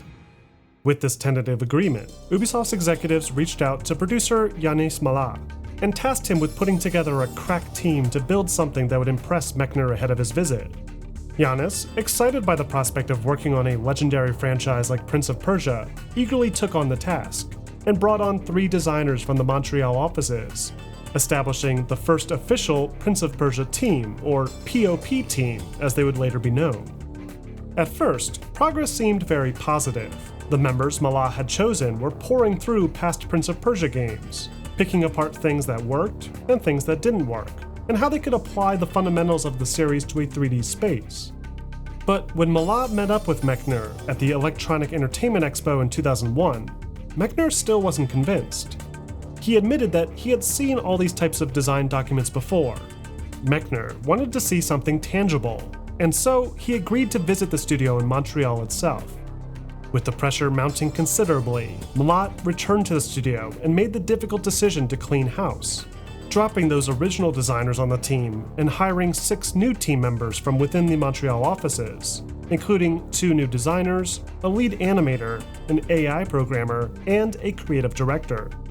He then instructed the team not to worry about the Prince of Persia theme at all, and instead just brainstorm things that would make for a fun and interesting 3D game. After days of back and forth, they steadily landed on the overarching thematic gameplay element of the Persian ninja, the basis for which would form the core of the prince's movement capabilities moving forward. One of their first major breakthroughs was inspired by the zero-gravity acrobatics of films like The Matrix and Crouching Tiger, Hidden Dragon. They began to experiment with the idea of letting the player perform these types of acrobatics, mainly what they called vertical walling. This was then expanded further with the iconic wall run maneuver, a feature that was exceedingly rare back in the early 2000s. As they continued to build off this wall running system, more ideas came flowing to the team, including horizontal bars that the prince could swing from, wall ejects, backflips, and somersaults. Anything that could make the prince's traversal through the environment feel smoother and more fluid was considered, so long as it stayed grounded in at least some level of reality. With these ideas in hand, the lead animator and AI programmer worked side by side to bring this new vision for the prince to life. Then, after a few months, the PoP team compiled several prototypes in video form and presented what they had to Mechner at their offices. So I flew to Montreal and met the team. And what they showed me was not what I had expected. There was something about the transition to 3D that had made the Prince of Persia gameplay kind of get heavy. And so I was afraid that was what it was going to be like. But the Ubisoft team in Montreal showed me an animation test that they'd done, just a very quick mock-up with stick figures, kind of running up a wall, pole vaulting, swinging, doing these kind of acrobatic circus moves that were vertical as well as horizontal. So when I saw this, like, okay, that's what you want to do. I thought this was incredibly exciting. This is the way to bring Prince of Persia into a 3D universe. He then shook their hands and agreed to not only greenlight the project, but to participate in its development as well, joining the team as its lead writer and creative consultant. And with that, Ubisoft Montreal's first foray into the world of Prince of Persia had officially begun. Now that they had approval from Mechner, Malat began to gradually add more members to the Prince of Persia team. He didn't want to shock the system with too many new faces, as he felt smaller groups of developers early on would facilitate more effective communication and cooperation. So, he would only add 1 or 2 people at a time, usually whenever a task called for it. Engineers, for example, were hired to facilitate engine studies, and worked alongside the designers to test out new gameplay features. A few weeks later, a concept artist was brought on to help visualize these gameplay features and how they might look within a possible environment. While Malat balanced the budget, scheduling, and team growth, creative director Patrice Desolé, a 29-year-old designer who had worked on a couple of smaller Ubisoft games prior, was put in charge of the day-to-day and facilitated the direction of the game's design process. One of his most notable contributions during its early stages was the game's signature time rewind mechanic, a feature he had previously pitched during his time leading the design of the 3D platformer Donald Duck Going Quackers. The idea behind this was to facilitate a more consistent flow to the gameplay, as dying in most games usually means reloading from a checkpoint and having to do everything over again. But by building a system where you can just undo a smaller mistake, players are able to stay engaged for longer, and the game's smoother traversal and platforming would be further accentuated. The only challenge now was getting this type of complex mechanic to work on the target PlayStation 2 console platform. Initially, they considered using Unreal Engine 2.0, as the same engine was being used down the hall to build their signature stealth action title, Splinter Cell. But they ultimately decided to make use of Ubisoft Pictures' Beyond Good and Evil engine, or the Jade engine, as it had been purpose-built to contain several large, diverse game worlds efficiently, without going over the data cap on a CD-ROM. What's more, the Jade engine was incredibly intuitive and easy to use, and would allow the team to more easily test added features on the fly, an absolute must when considering Desolé's more improvisational approach to game design. Throughout the rest of 2001, the team of roughly 8 developers focused their efforts on an initial prototype of the game, and expanded the game's platforming mechanics while testing them on very simple white box level environments. In enter Raphael Lacoste, a former professional set designer, photographer, and CG artist, who assumed the crucial role of lead art director. With Lacoste on the team, the Prince of Persia project finally went from empty voids of gray blocks to becoming a fully realized 9th century Persian playground, built complementary to the Prince's acrobatic capabilities. Using a special map-making tool programmed into the Jade engine, Lacoste and other level designers worked in tandem with the gameplay designers to visualize how the inclusion of various art assets might impact the flow of the action, usually using a bird's-eye view of each location to help map out the player's designated path. In deciding on the game's artistic style, Lacoste took heavy inspiration from several renowned artists of the 19th and 20th century, especially the work of Scottish painter David Roberts, known for his visual travelogue of the Middle East, and French painter Jean-Léon Gérôme, whose Orientalist artwork helped to shape a lot of the game's architectural style. The game initially took on a very colorful, cartoon-like aesthetic, with strong contrast and more rounded angles. But as production continued, this was toned down, as Lacoste wanted to capture a more mature, dreamy aesthetic, as if the players had leapt into one of Jerome or Robert's paintings. Much like the general environmental art direction, the titular Prince underwent a litany of artistic redesigns too, with some early versions of the Prince sharing more in common with the original 1980s design. According to Mechner, they wanted to avoid making the Prince look too powerful and warrior-like, a mistake that he felt was made with the Prince's last 3D adventure. What they eventually landed on, though, was somewhat of a compromise. A prince that would start off looking like a decorated warrior, but would gradually become the hero that fans know and love. This would not only make the character design more striking, but also benefit the game's narrative, highlighting his brash, headstrong demeanor early on, before being broken down to reveal a more vulnerable, humbled hero by the end. The overarching story had also started off extremely ambitious prior to Mechner's arrival, with dozens of characters, political drama, multiple antagonists, and even a love triangle between the prince, princess, and a femme fatale. But as pre-production continued into the summer of 2002, Mechner and the rest of the team agreed to massively decrease the scope of the game's story, enabling them to focus the narrative more strongly around the game's core mechanics. The story and characters of the Sands of Time were really created to support the gameplay. So the story for the game was going to be built around this dagger that can turn back time. So the whole idea of the Sands of Time, the hourglass, everybody in the palace being turned into sand monsters, that whole story was created because of that gameplay mechanic of the rewind. And the acrobatic action where the prince can run on walls and chimney up narrow passageways. We built the game around a destroyed palace just to create the maximum number of opportunities to use this kind of parkour. The miracle I had experienced by accident in the Maharaja's treasure room, I now discovered that I could trigger at will. I could turn back time. This was then enhanced further by the creative decision to feature full voice narration throughout the course of the game, a design that Mechner felt would help to set their game apart from the many action-adventure titles that had come before. Because I'd been working as a screenwriter in Hollywood, I thought one of the things that I could bring would be to cast and direct the voice recording for the game, as well as writing the script. And I had the great luck to cast Yuri Lowenthal as the prince. That was one of Yuri's first starring video game roles. He's actually gone on to do lots of games. He's currently Spider-Man, as well as having voiced characters in many important anime series. You think me mad. I can see it by the look in your eyes. But I assure you, every word is true.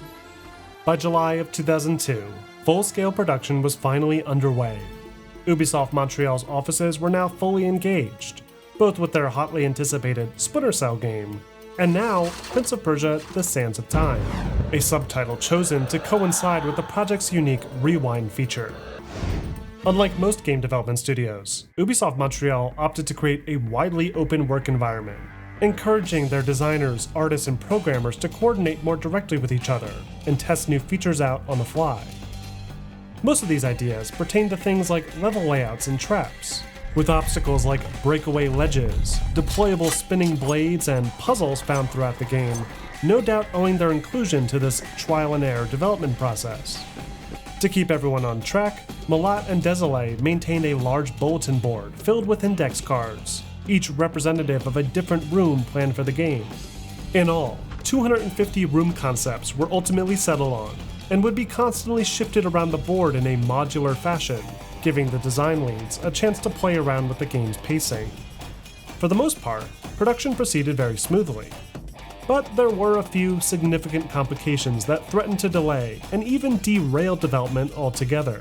Things like the princess's cooperative AI, for example, were a constant source of frustration for the programming team, as a single change to her code could cause a trickle-down effect to the rest of the game. But the biggest issue didn't rear its head until the final months of development.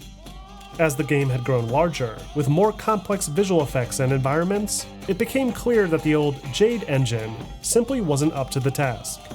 So the programming team requested that the entire project be rebuilt using a different engine. It was an almost impossible ask, especially when considering the May deadline for the first public showcase of the game was fast approaching. But with so much of the game still left to create, and the current build showing clear signs of performance struggles, Malat understood that they had no choice. So in January of 2003, the project was transitioned to a newer engine.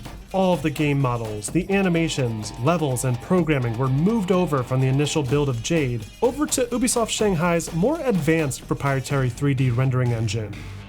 The core of the Jade engine was still intact, so it was more like a Jade 2.0. Though it was still a monumental task that could have easily derailed the entire process. As it turned out, the benefits were well worth the risk. The game was running faster, the larger levels were no longer crashing, and the programmers and level artists were even given the headroom to improve the visuals further, incorporating things like light shafts, dynamic water simulation, increased particle density, fog, and realistic fabric physics. The effects were so impressive, other teams within Ubi Montreal even started to incorporate those same effects into their Unreal 2.5 build of Splinter Cell, helping to largely benefit that game's own impressive visual identity. Now that the game was back on track, the Prince of Persia team were able to rapidly piece together a vertical slice of the game, featuring sequences planned for the prologue chapter that would properly demonstrate the game's many unique platforming and combat systems. The trailer and accompanying demo disc were then showcased at E3 2003, where it stood toe-to-toe with one of the single most competitive E3 showcases in the history of the event. What's more, Prince of Persia: Sands of Time even managed to walk home with a few awards in the process, winning the Best New Action-Adventure title of the show, while also making a hugely positive impression on the many visitors to Ubisoft's booth. After this successful showcase, the Prince of Persia team's morale soared. Unfortunately though, E3 was only the beginning. The vertical slice they had struggled to cobble together before the May showcase only represented a meager 3% of what was on the master bulletin board, so there was a lot more work still left to be done before the game's scheduled release in Q4 of that same year. To help meet the impending deadline, the project underwent yet another revision in its final months, removing several planned enemies, including various demonic animals planned for the palace's menagerie area. They were even forced to scrap a major reoccurring boss fight, where a massive griffin would confront the prince to punctuate the end of each act. But by the end of production, cutting this content meant that the game could undergo the necessary quality assurance that it desperately needed. In its final few months, Sands of Time went through hundreds upon hundreds of quality assurance tests, with debuggers and other contracted testers finding over 13,000 different bugs and glitches. This process continued all the way up until only a few weeks before the game's November release date, and even after sending a disc to PlayStation for the final review, the team immediately shifted over to working on the various other ports planned for the game, including the Xbox, GameCube, and PC. Finally, after an extensive process of team building, design, production, and testing, the fourth mainline installment to the Prince of Persia franchise had been completed, and Prince of Persia: The Sands of Time officially hit store shelves November 11, 2003. Sands of Time takes place in and around 9th century Persia, in a timeline independent from the original 3 games. It begins at the onset of a major assault on an Indian kingdom by a Persian expeditionary force, led by King Shahraman of Persia. To ensure a swift victory, Shahraman enters into an agreement with the Maharaja's chief advisor, referred to only as the Vizier, who promises to open the gates for the Persian army, so long as he's given first choice of the treasure within the Maharaja's treasure vault.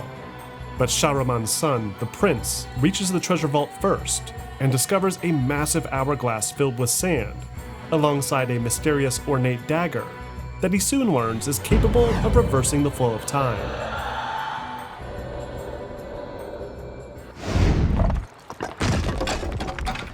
As a reward for his bravery in combat, King Shahraman gifts the dagger to his son, unaware of its power or that it was the very item that the vizier had sought. He then orders his men to deliver the hourglass to the neighboring kingdom of Azad in hopes of forming an alliance with their sultan. But upon arriving at the sultan's throne room, the vizier, still bitter about being denied his prize, fools the prince into joining the dagger to the hourglass, releasing the cursed sands of time throughout the palace, turning everyone it touches into hideous sand demons. Everyone but the prince, the vizier, and one of the Maharaja's kidnapped daughters, Princess Farah. With the curse now released, the prince and Farah join forces as they battle through endless hordes of demonic sand creatures to rejoin the dagger to the hourglass and reverse the curse, all while the vizier uses everything in his power to stop them. Aside from its expanded prologue, the Sands of Time follows a somewhat familiar format to the original games, with the prince and princess working together to stop an evil vizier from taking over Persia. Only the addition of the Sands of Time adds a much more horror-oriented tone to the game's story, with the once beautiful halls of the Azad Palace being partially destroyed and its people having been transformed into deadly abominations. The Sands of Time also utilizes a highly unusual framing device to tell its story, as it's fully narrated, not just during cinematics but throughout the gameplay too, with the prince himself recounting the adventures all throughout. The sands of time had swept through, stealing life and warmth from everything they touched, and I had been spared. It takes clear inspiration from the core premise of 1001 Nights, where the daughter of a vizier staves off her planned execution by telling a prolonged story to the Persian king every night. But what's unique about this framing device as far as the game is concerned is that it plays directly into how the player approaches the gameplay, with the prince's narration subtly suggesting the goal for each area in the past tense, without necessarily spoiling the solution either. He'll even react to the player failing to tell the story correctly, making the occasional missed jump feel consistent with the overarching framing device. No. It didn't end there. My story's just beginning. Another noteworthy aspect of Sands of Time is the way it handles its character development. As the story begins, the player is introduced to a very brash, headstrong, and naive prince, whose desperation for glory and honor is so extreme it's almost grating. This is soon upended when the prince foolishly releases the Sands of Time, subsequently killing everyone in Azad, including his own father, whom he sought to impress in the first place. Burdened by immense guilt, the prince steadily evolves throughout the course of the adventure, taking responsibility for what he's done and doing whatever it takes to set things right. Alongside his arc, there's also development regarding his relationship with the princess, Farah, as well. When the game begins, the two characters are at odds with each other, with the prince viewing Farah as an enemy and a thief only interested in the dagger.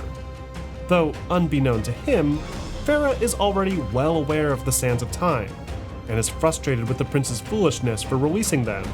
As the story progresses, though, the two learn to work together, with exploration mechanics designed around cooperative puzzle solving, and AI combat systems purpose-built to be imperfect, allowing Farah's character to feel more flawed and realistic, even if that means mistakenly hitting the player with arrows from time to time. It's a very unusual concept for 2003, with very few games focusing so strongly around using AI in such a compelling way. And similar ideas would later present themselves nearly a decade later with some of gaming's most popular titles, including The Last of Us, BioShock, and God of War.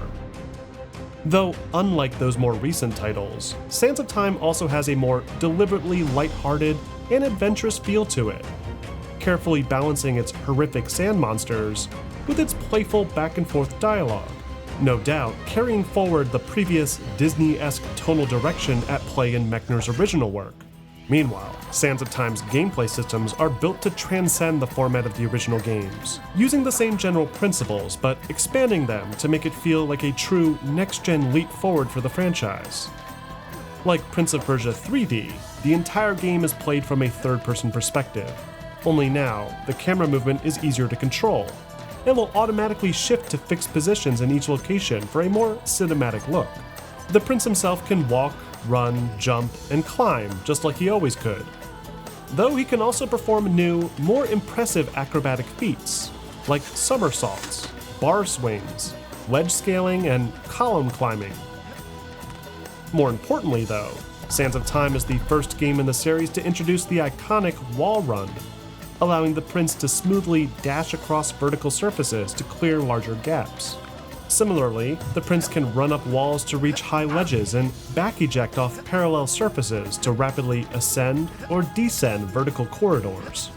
It's an incredibly satisfying system of platforming mechanics, using the dynamic camera to its advantage as it presents unique combinations of obstacles and gradually scales up the complexity of the actions required by the player. The game's level designs are also very carefully sculpted around these mechanics, with each space appearing on the surface as if it has some functional purpose within the realm of the world, but upon closer inspection, hide an elaborate jungle gym that players can use to reach their goal. Alongside these platforming systems are of course the combat mechanics. Sands of Time does a lot of things differently from past titles in terms of its combat, greatly simplifying the way players fight enemies, while also expanding on the range of moves available. Players, for instance, no longer need to juggle multiple attack keys depending on the enemy's stance. There's instead only a single primary attack button that can be tapped multiple times to perform combos. Blocking is also greatly simplified. So long as the player is holding the block button down, they'll deflect any standard attacks received, regardless of the direction. If timed properly, players can even trigger a counter before the enemy's attack connects, causing the prince to twirl around and kick the enemy away, often knocking them to the ground. Though, as the player progresses further in the story, the combat systems will steadily become even more involved, as each enemy type presents their own set of unique skills and necessary weaknesses to exploit. The courtesans, for example, will use their knives to block players' standard frontal attack. So to defeat them, players need to perform a vault attack to break their guard and knock them down. This is complicated further with enemies like the blue guards and generals, who block both frontal attacks and vault attacks, requiring the player rely on counterattacks or wall rebounds to gain the upper hand. By mixing and matching different enemy types within each encounter, Sands of Time makes the combat feel as much like a puzzle as the game's exploration sequences, forcing players to carefully think about each move that they make, ultimately resulting in a more cohesive experience. Though the real standout feature in Sands of Time is unquestionably the Sands of Time themselves. By holding down the left shoulder button, players can instantaneously reverse the flow of time, rewinding their actions for a maximum of 10 seconds. By doing this, players are given the power to undo any mistakes that they've made while traversing through the Palace of Azai, whether that be walking into a pit of spikes, mistiming a series of rotating blades, or just missing a jump altogether. Players can alternatively slow the flow of time by tapping that same button, allowing the prince to slip through some of the more challenging obstacles that would have otherwise been moving too fast. The catch is that these sand powers are limited by a meter located on the left-hand side of the screen, known as sand and power tanks, that are depleted one at a time whenever a power is triggered. To refill these tanks, players must either extract sand from set deposits throughout the game world, or defeat enemies in combat, extracting the sand from their bodies before they have a chance to resurrect themselves. This is where the dagger's role within the combat comes in. In every combat encounter with sand enemies, players are required to not only knock that enemy to the ground, but to quickly stab that enemy with the Dagger of Time. Failure to do so will cause that enemy to resurrect itself, restoring their health entirely and prolonging that encounter. If that wasn't enough, using the dagger will often leave the player exposed to attacks from other enemies, requiring careful timing to avoid being interrupted. For a cleaner sand retrieval, players can also use the dagger instead of their sword to perform counters, though the timing is slightly less forgiving than the standard counter.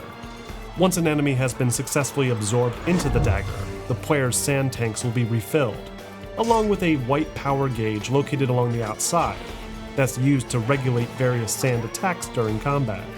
One such attack is the power of restraint, that is activated by striking a standing enemy with the dagger directly, temporarily freezing them in time. This effect can then be followed up with a clean mid-air bifurcation, killing the enemy instantly after 2 successful strikes.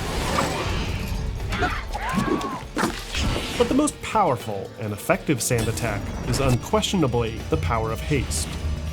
By pressing both the block and rewind buttons together, all enemies in the area will be frozen simultaneously, allowing the prince to dash back and forth at incredible speed, striking each one individually with increased strength. Triggering this, however, will consume all of the player's power tanks, and is therefore best left for desperate circumstances, especially towards the later half of the game. Though, of course, fancy footwork and powerful sand abilities will only get the player so far. To stand a proper chance against the vizier and his army, the player is advised to fully explore the palace and locate upgrades that will help increase the player's power further. Those sand cloud deposits, for example, will not only refill the player's current sand tanks, but also contribute to an increase in the number of maximum sand tanks in the player's inventory, with 8 retrievals being enough to create 1 new sand tank. The power tanks can also be extended, but they require the player to extract the sand directly from their enemies, with up to 16 enemies being required to fully create 1 new power tank. Occasionally, if players search carefully enough, they may discover an alternate route, adorned with long flowing curtains. These paths lead to a mysterious series of floating bridges surrounding a central fountain of life, that when drunk from, will magically increase the prince's max health.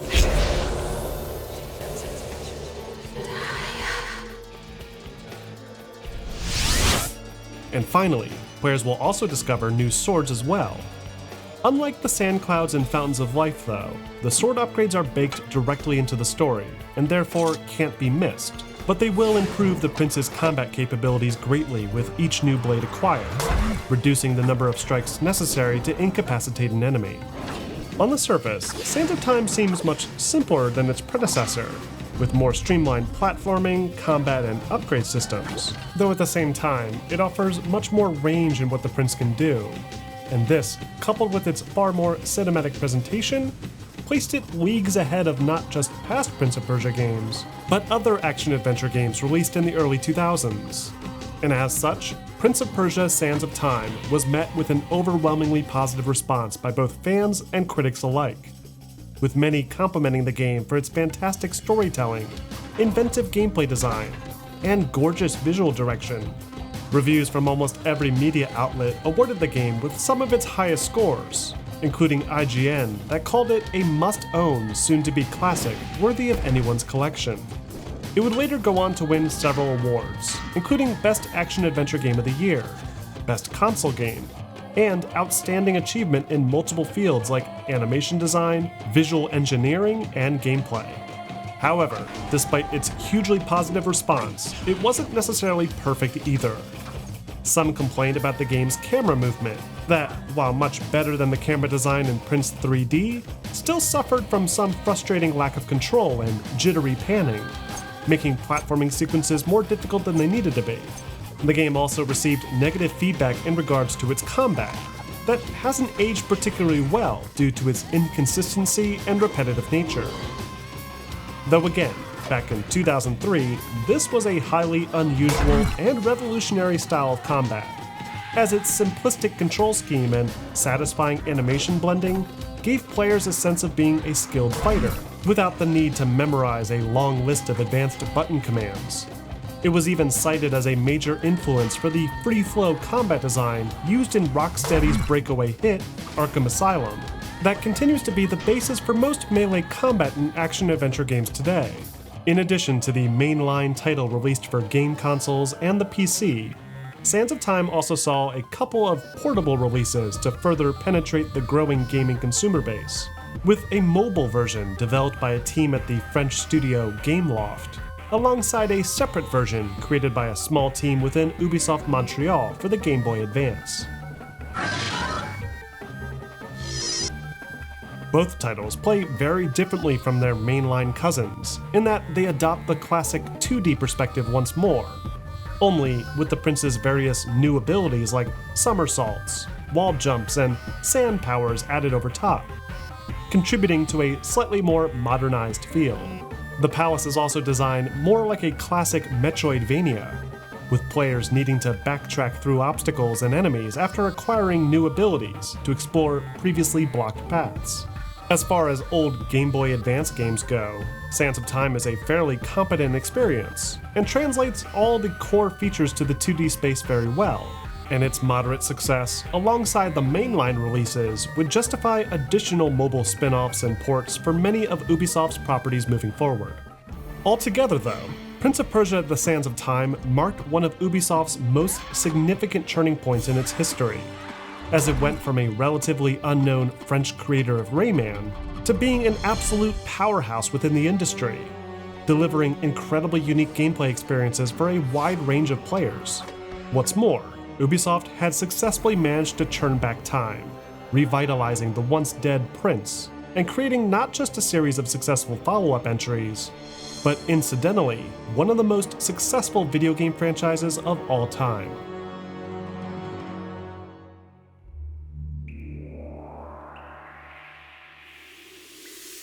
Following the extensive development for the Sands of Time, a majority of Ubisoft Montreal staff involved on that project opted to take a prolonged month-long break in order to recharge before what would no doubt transition into development for a Sands of Time sequel. There were talks even before development had wrapped regarding a sequel, with dozens of unused concepts and assets that could be used to make an even more ambitious medieval Persian adventure. Though not everybody was convinced that this was the right direction for the series. Former creative director Patrice Désilets, for example, wasn't convinced a Prince of Persia 2 was the right move, explaining to Edge magazine that a prince isn't an action figure, a prince is someone who's waiting to become king. So Désilets began to investigate new directions to take the franchise, studying books centered around the 10th and 11th century Syria, especially those involving Hassan il-Sabah and his Assassins or assassins. From here, Désilets began to piece together an elaborate narrative, involving a young prince of the Persian Empire who had been bestowed with mysterious power and would need to be protected by the player controlling a member of an ancient order of assassins. It was a bold new direction for the series, essentially making the prince the stand-in for Farah from Sands of Time. The gameplay would also deviate from being focused on platforming and combat, and begin to take on a more stealth-oriented direction, no doubt influenced by the continued success of the studio's work on the Splinter Cell franchise just down the hall. The game, simply referred to as Prince of Persia: Assassins, would continue pre-production throughout the course of 2004 as a side project to the Prince of Persia series, with Ubisoft's executives understandably nervous about deviating so drastically from a formula that had been received so well before. What was most concerning to them was that this new direction was pushing the titular hero into a minor role, a decision they felt would ultimately hurt the potential for the franchise to grow due to a lack of a marketable protagonist. So, after a year or so of pre-production, the Prince Escort quest was gradually phased out of the project, as was the connection to the Prince of Persia IP altogether. And over the course of the next several years, the concept would eventually evolve into becoming Ubisoft's beloved Assassin's Creed, that to this day continues to be the publisher's flagship franchise. But what about the prince, you're probably asking? Well, Ubisoft wasn't about to let their newest mascot fall by the wayside. With Sands of Time set to become one of their most successful video game projects in 2003, the newly promoted executive producer Yannis Mallat decided to have a separate Prince of Persia project run parallel to what Désilets was working on. As mentioned previously, there were talks about doing a Sands of Time sequel even before the first game had been completed, with some of the PoP team's engineers and a 3D modeler having pieced together some rough prototypes and concepts to help pitch their intended direction. This latter 3D modeler was Mikhail Labat. whose vision for the sequel would become so fundamental to its direction that he would later become its lead art director, as Sands of Time's previous art director, Raphael Lacoste, had moved over to work with Desolé. Like with the start of the Assassin project, the first challenge of the Prince of Persia 2 project was in how to make the actual Prince character more iconic. Even with the ongoing praise surrounding Sands of Time, Ubisoft didn't feel that Lowenthal and Mechner's version of the character had really leapt off the page. He fit the story being told, but by himself, he just wasn't as iconic as characters like Lara Croft, Master Chief, and Solid Snake. Ubisoft wanted their own signature character to have that kind of impact on the industry, and they were open to creative solutions. So, Labat and the rest of the pre-production team explored the Prince from a narrative perspective. What consequences would someone like the Prince face for altering the flow of time? And how would that impact how he acts, talks, or even looks? As this conceptual phase progressed, the Prince took on a much more mature and oppressive tone. They eventually dropped the Middle Eastern royalty aesthetic of the character almost entirely, and went with a more gothic approach, incorporating tight leather armor and loose hair to have him come off as a more agile and aggressive individual. Labat even snuck in a tribal tattoo around the Prince's arm that matches his own, putting his own personal signature on the design.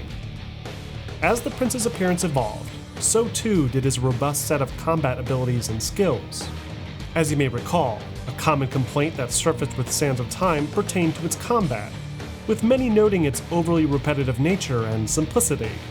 So a big focus early on in the conceptual stage was on improving this essential part of the gameplay loop, inventing new fighting styles, weapon options, enemies, and a better use for the various magical sand powers, all while exploring options to increase the game's length and difficulty.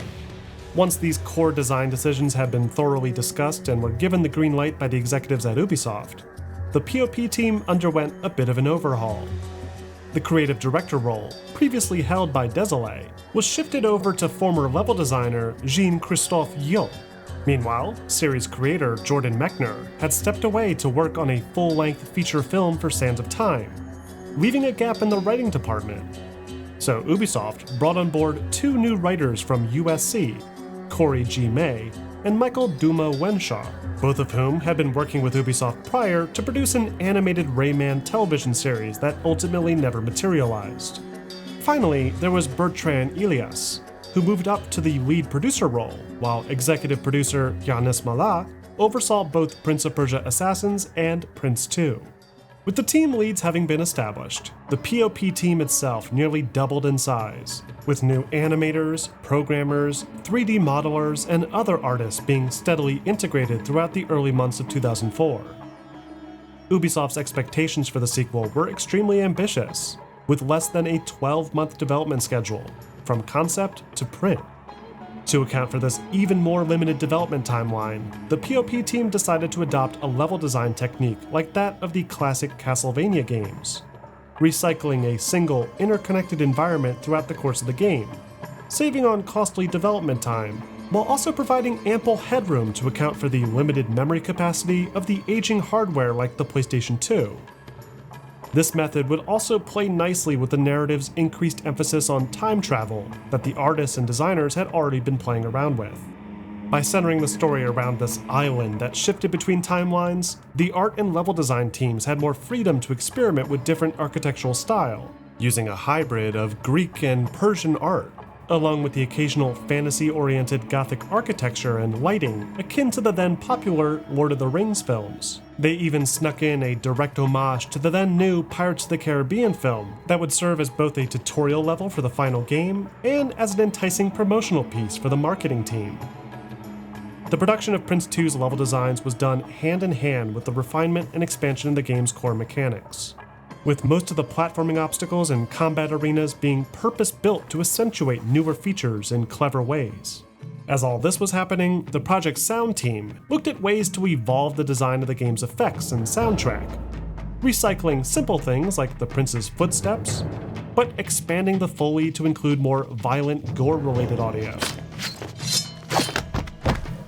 For the voiceover work, they decided not to recast Yuri Lowenthal as the prince, feeling the new direction for the character would be better suited for Robin Atkin Downes, who contributed a more brooding and aggressive performance. For music, the game's composer, Stuart Chadwood, expanded the previous game's reliance on rhythmic Indian rock and decided to incorporate an edgier metal sound, which was then coupled with the instrumental rendition of Godsmack's I Stand Alone, straight off their new Faceless album from 2003. As the team continued to piece together this new edgy take on Prince of Persia, fans became skeptical of Ubisoft's new direction. At E3 2004, some were even concerned that Ubisoft had sold out, noting the excessive use of gore, dark themes, and edgy hard rock music. But the PoP team maintained course, as they were passionate about what they had spent the past 8 months building, and were even more confident that the player base would respond well to the overhaul made to the gameplay.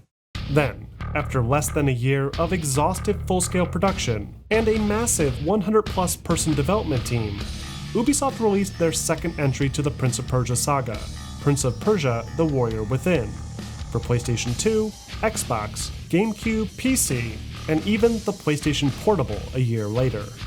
Warrior Within's story kicks off sometime after the events of Sands of Time, with the prince having successfully prevented disaster by undoing his past mistakes and defeating the vizier. However, by undoing the fabric of time and changing his own fate, he unknowingly dooms himself, and spends the next 7 years of his life being pursued by a mysterious creature known as the Dahaka. After exhausting all possible ways to defeat this creature, the prince is left with no choice but to set out to the mysterious Island of Time, where he hopes to go back and stop the Sands of Time from ever being created. But before his ship reaches the shores of the island, the prince and his forces are ambushed, as the protector of the sands, the Empress of Time, has ordered her raiders to intercept them at sea. Shipwrecked, disarmed, and alone, the prince washes up on the shores of the island, and proceeds to search for the Empress and stop the creation of the sands, no matter the cost to him or those around him.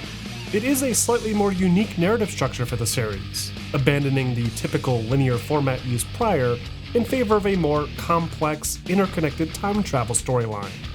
It's also delivered with an even more cinematic angle, melding together dialogue exchanges between key characters during combat, and incorporating scripted high-intensity moments like the many Dahaka chase sequences throughout. Though the most drastic change to the narrative direction of this Prince of Persia is its much darker, edgy tone. If Sands of Time was a light-hearted, Disney-esque adventure, Warrior Within is a Guillermo del Toro nightmare projected through the lens of a 2000s metal band music video. Gone are the light-hearted, overarching narrations from Lowenthal, and in their place is a more somber and contemplative experience, as the prince traverses the ruins of the island alone, only occasionally shouting at his enemies during combat. Ha! I can smell your fear from here! The previous romantic subplot between the prince and Farah is also more or less ignored, allowing for a new will they won't they relationship between the prince and the mysterious Kylina. Though unlike Farah, Kylina only appears occasionally, and doesn't play nearly as much of a role in the gameplay loop. Though Warrior Within's other gameplay decisions more than make up for this, as the improvements made contribute greatly to a more expansive and far less repetitive experience. The game is once again played from a third-person perspective, swapping between a central player-controlled camera to the occasional fixed camera when the environment calls for it. All the same core traversal mechanics return as well, like being able to leap across gaps, balance on narrow beams, swing on bars, and run across walls. Though the prince does have a few more tricks up his sleeve, like being able to swing from ropes to extend a wall run, and the ability to drive a sword into a long curtain and slide down like a swashbuckling pirate. Though it's really the way that Warrior Within combines all these mechanics that makes it so engaging. Unlike the somewhat simple obstacles present throughout even the most involved sections of Sands of Time, Warrior Within likes to really play with how each of the platforming mechanics can be blended together to make for some really interesting acrobatic challenges. Players will regularly face multiple interweaving sets of blades, crushers, and spike pits, and are given very little room for error. Even the enemies have been incorporated directly into these platforming puzzles, often requiring players to time their strikes carefully to avoid falling into the abyss below. Aside from the opening tutorial sequence, most of the game takes place in and around the Temple of Time, a massive ruined fortress with plenty of old decaying statues, corridors, and plenty of those traditional Prince of Persia traps. Though, unlike the Palace of Azad from before, the Temple of Time also houses special rooms called time portals at the end of most paths, that, when activated, can transport the player between points in time, either the dark, moody, and decayed present, or the glowing, well-decorated temple of the past. This makes the frequent backtracking through the Metroidvania-style environments even more interesting, as nearly every aspect of the environment can be altered. An empty corridor with a few broken pieces of stone and wood may seem docile in the present timeline, but that same corridor may play host to deadly spinning blades and stone crushers in the past, requiring a completely different approach from the player as they attempt to traverse backwards towards the central atrium. Secret paths also return in Warrior Within, but instead of the repetitive floating bridges and magical fountains, each secret path is now its own optional challenge path, with some of the game's most elaborate configurations of overkill contraptions that require a near flawless execution by the player. What's more, these secret bonus areas are all required to achieve the game's true ending, encouraging players to search the island carefully and push themselves to master all of the prince's acrobatic skills. Then, of course, there's the game's reimagined combat mechanics. Warrior Within makes big changes to the way the prince engages with his opponents, thanks to the inclusion of a new branched combat system called freeform fighting. Under this new configuration, the player has access to a variety of combat moves based on a chain of prerequisite actions. By default, the prince uses a single sword as always, and can perform basic combos by tapping the attack button multiple times. The prince can also kick up a second weapon and wield it in his free hand, unlocking a suite of other combo options that wouldn't otherwise be available. This new dual wield feature also plays into some of the other combat systems from before, like being able to block and counterattack, or vault and rebound off of the environment. Though, if the player prefers to fight with only a single weapon again, they can just as easily throw their extra weapon at their closest enemy, often stunning them temporarily. Players can also grapple enemies, which then branches into a variety of follow-up finishers, including an execution, strangulation, or even the option to toss enemies clean off of a nearby cliff. Warrior Within also attempts to better blend Prince of Persia's combat and platforming together by adding in things like enemies that can also perform wall runs, and vertical columns in combat arenas that the prince can use to swing around to attack enemies in a wide-sweeping attack. Because these enemies now split in half when defeated, there's no longer a need to extract the sand with a dagger like before. In fact, many of those old sand mechanics have been reimagined for the sequel, with a much more simplified sand tank meter display to better indicate to the player how and when they can trigger their most powerful abilities. To refill these sand tanks, players need to either defeat a group of enemies and walk over their dropped sand deposits, or break open any nearby breakable environmental object that litter every room in the game. There's also no longer any sand fountains or requirement to defeat a certain number of enemies to upgrade these tanks either, as players need only progress through the story, as travel through time portals in the fortress will often reward the player with new powers and upgrades automatically. Most of the powers from the previous game return, including the rewind, haste, and slow motion, though this latter power has been tweaked slightly, making it so the prince himself is no longer impacted by the effect. There's also a new shockwave attack available that, after charging up, will send out a burst of kinetic energy in a circle around the player, often greatly weakening all enemies in range. To safely traverse the Island of Time, players will need to make effective use of all these abilities, as the Island Guardians are much more ferocious than those faced in Azad. Most of the enemies found throughout the game are your basic foot soldiers like raiders and keepers that often engage the player in groups of 3 or more. Though there's also the acrobatic assassins and blade dancers that will regularly dodge and leap over the prince and even grab him and stab him in the back. Then there's the less human enemies like the spiked beasts and scavengers that will charge at the player and explode when near death, a characteristic that the player will sometimes need to take advantage of to open new doorways. Occasionally, players will even face off against more supernatural enemies like the Crow Master, that will teleport when injured and summon a legion of crows to attack the player. Meanwhile, the silhouettes will glide across the ground and launch a volley of knives at range. And of course, there's the towering brutes that players will need to injure and climb onto the back of, and drive their blade into their back in order to defeat them. In addition to all the standard enemies, players will also be faced with a number of challenging bosses, most of which will require expert knowledge of all the game's various mechanics to defeat, whether that be dueling with the scantily clad assassin Shadi, or dodging falling obstacles as the player escapes the invincible Dahaka. Finally, there's Warrior Within's unique shadow gameplay mechanic that sees the prince assume a brand new form. In this state, the prince is given unlimited access to his sand abilities, as his power will constantly regenerate by itself. But his health will also drain automatically, even when outside of combat, forcing the player to move quickly through the environment and recover from any water fountains that they can find, adding a very interesting twist to the game's third act. All in all, it's a much larger and deeper gameplay experience, taking nearly everything that worked in Sands of Time and expanding upon it, with revamped combat, more refined traversal, and plenty more opportunities to test the player's capabilities. As such, it's also a much more challenging game on average, with health often feeling very limited, and the game's checkpoints being spread thin as well.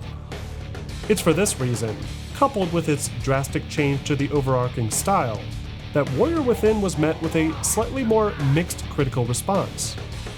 Generally, the game was received well, with nearly every publication complimenting the free-flow combat and enjoyable platforming, but very few appreciated the new tonal direction. Some, like the New York Times, criticized the game for abandoning the series' Arabian Nights fantasy feel, while Eurogamer pointed out that Warrior Within had lost its charm, and that the needless blood and overly sexualized female characters were in poor taste. However, despite these misgivings, the game still carried the Prince of Persia name, and as such, Warrior Within benefited with an exceptionally strong opening month, selling nearly 2 million copies and greatly outpacing its predecessor that had much weaker performance within that same time frame. As more players got their hands on the game, they were enamored by the game's unique environmental approach, its time-traveling storyline, and its brutal new style, and appreciated Ubisoft's eagerness to push the series in new directions. And so, despite its generally mixed reception since launch, Warrior Within has become something of a cult classic among Prince of Persia fans, and to this day continues to hold a reputation as one of the franchise's strongest entries, leaving many at Ubisoft to question how they would proceed forward.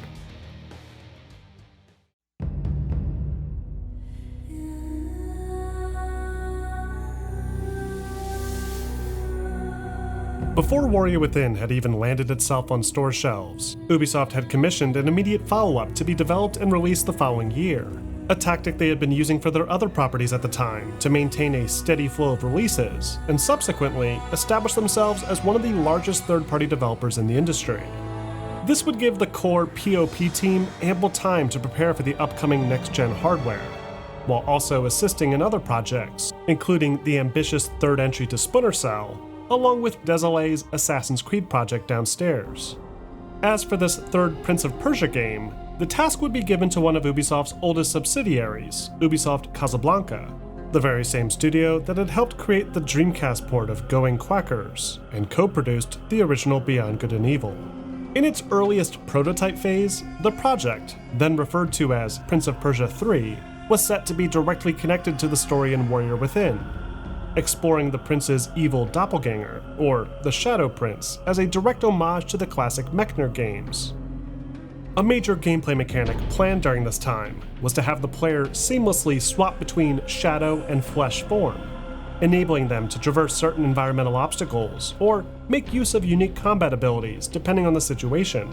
On top of this, the game was also set to be even larger than Warrior Within, turning the entire city of Babylon into a sort of semi-linear open-ended playground, with players needing to traverse across rooftops to reach multiple objectives, while avoiding the enemy-filled streets below.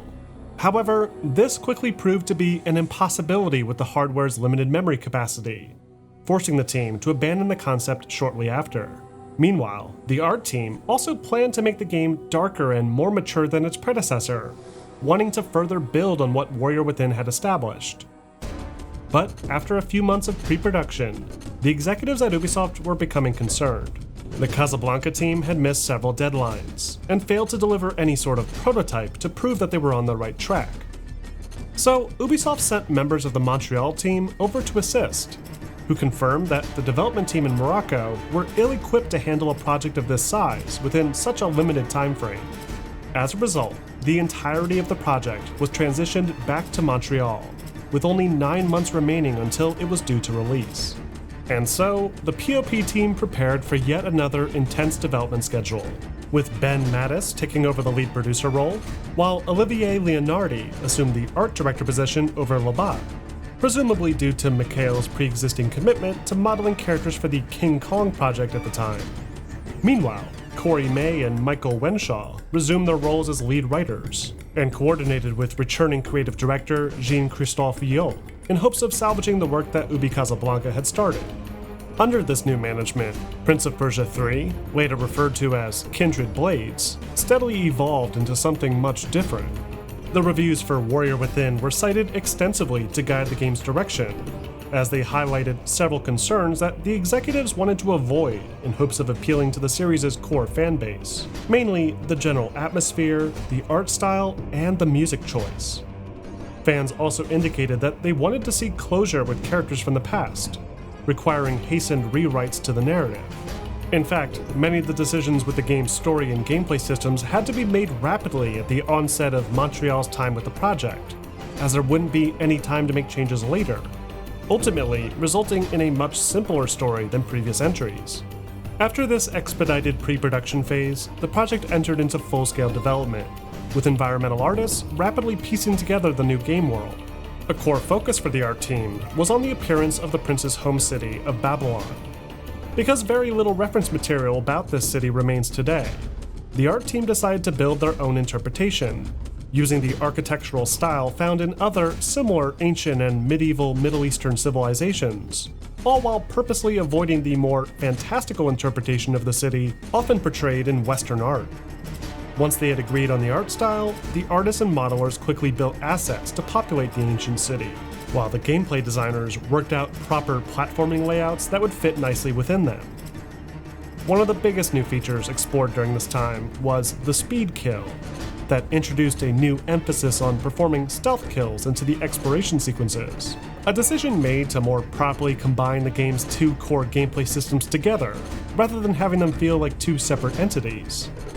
When it came to addressing Warrior Within's controversial music and audio choices, Ubi Montreal agreed to drop the metal direction and aimed to achieve a more traditional symphonic composition. Additionally, Yuri Lowenthal returned to voice the prince, alongside new supporting actor and comedian Rick Miller, in hopes of providing players with a more lighthearted and dialogue-centric experience like the back-and-forth banter present in Sands of Time. Shortly after, the PoP team successfully demonstrated a vertical slice of the game at the Electronic Entertainment Expo in 2005, highlighting the game's new emphasis on stealth, alongside its unique urban playground environment. And while players were generally impressed by the gameplay, they did seem more concerned about the direction of the game's story, curious of how it would resolve both Warrior Within and Sands of Time, to which executive producer Yannis Mallah assured fans that Prince 3 would attempt to tie up loose ends to the prince's journey. Following E3, the internal Kindred Blades title had finally been dropped, as the game's narrative steered into a more safe and manageable direction. The open-ended design to the gameplay environment was scaled down considerably, with much more linear paths leading through Babylon, and characters like Pharaoh were reintroduced to satisfy fans of the original Sands of Time. Then, after a brief month-long delay towards the end of the year, the final entry to the Sands of Time trilogy had been completed, and Prince of Persia: The Two Thrones began appearing on store shelves for PlayStation 2, Xbox, GameCube, and the PC, along with yet another PSP release in the years that followed. Two Thrones kicks off immediately after the canonical ending of Warrior Within, with the prince arriving on the shores of his home kingdom of Babylon, alongside the beautiful Kylina. only to find it under siege by a large Scythian force. They are then attacked by a group of soldiers tasked with defending the harbor, who kidnap Kylina and drag her off towards the massive Tower of Babel near the edge of the city. By tracking the kidnapped princess, the prince discovers that the evil vizier is responsible for the attack on his kingdom, and plans to use Kylina's time power to release the cursed sands of time once more. In vain, the prince attempts to stop him, but is himself infected by the sands, channeled directly through a dagger tail wrapped around his arm. As the prince is thrown from the tower, he manages to reclaim the dagger of time, while the rest of the city is steadily plunged into the same curse that had been unleashed years prior in Azad. In the bowels of the city, the prince emerges once more and sets out to reclimb the Tower of Babel, destroy the vizier, and save his kingdom from the cursed sands of time once and for all. Along the way, the prince is accompanied by an unusual companion, himself, in shadow form, an unintended consequence of having manipulated his own fate, who complicates the situation further with his own conflicting advice and occasional direct control over the prince's actions. Adding to this is the return of the fan favorite Farah, who's taken on a much different appearance in this third entry, as the prince's meddling on the islands of time have inadvertently caused the collapse of her kingdom, forcing her to adapt and become a more hardened warrior. With her inclusion, the prince's motives throughout the adventure are challenged, as he wrestles with his desire for revenge against the vizier and his duty to his people, effectively tying the character arcs of the previous two games together, and somewhat undoing the supposed damage done with Warrior Within's direction. It's certainly not as strong of a narrative as its predecessors, with its expedited development time made evident by its overly comical dialogue and short runtime. What is your favorite color? Color? Though, as far as wrapping up the trilogy goes, it does offer a somewhat satisfying conclusion to it all, with the prince battling not just the vizier, but himself as he summits the city's mythical tower, all culminating in a final retelling of the prince's story to bring the narrative full circle. Though the big standout in Two Thrones isn't its story, but rather its unique approach to its gameplay design. On the surface, Two Thrones may appear nearly identical to the past two games, with most of the core traversal techniques and combat systems seemingly retained. A bulk of the game involves the player needing to navigate the prince through the ruined city streets of Babylon, as they wall run, jump, climb, and brutally murder their way towards the tower to reverse the curse and enact revenge on the vizier. Though, to reach him, the prince will need to make use of a variety of new traversal techniques that help to greatly expand the fluidity of the game's platforming. Wall plates, for example, are used extensively throughout, and allow the prince to drive his blade and anchor himself on a wall. From here, the player can either jump upwards, back eject, or swing into a wall run, allowing for unique opportunities to extend vertical sequences, in much the same way the ropes did in Warrior Within. Alongside these are new springboard shutters that the player can use to launch the prince at a 45-degree angle, adding both momentum and directional variety to the game's many traversal challenges. Horizontal bars have also been slightly updated, in that players are now given the option to climb directly on top of them and shuffle from side to side, allowing for a slightly higher vertical jump to reach otherwise inaccessible handholds. Additionally, small vertical passageways, or chutes, can also be utilized now, using a split jump maneuver similar to the iconic ability from the Splinter Cell series. Only the more acrobatic prince can quickly ascend or descend from these positions, and even line up a direct aerial attack on unsuspecting enemies below.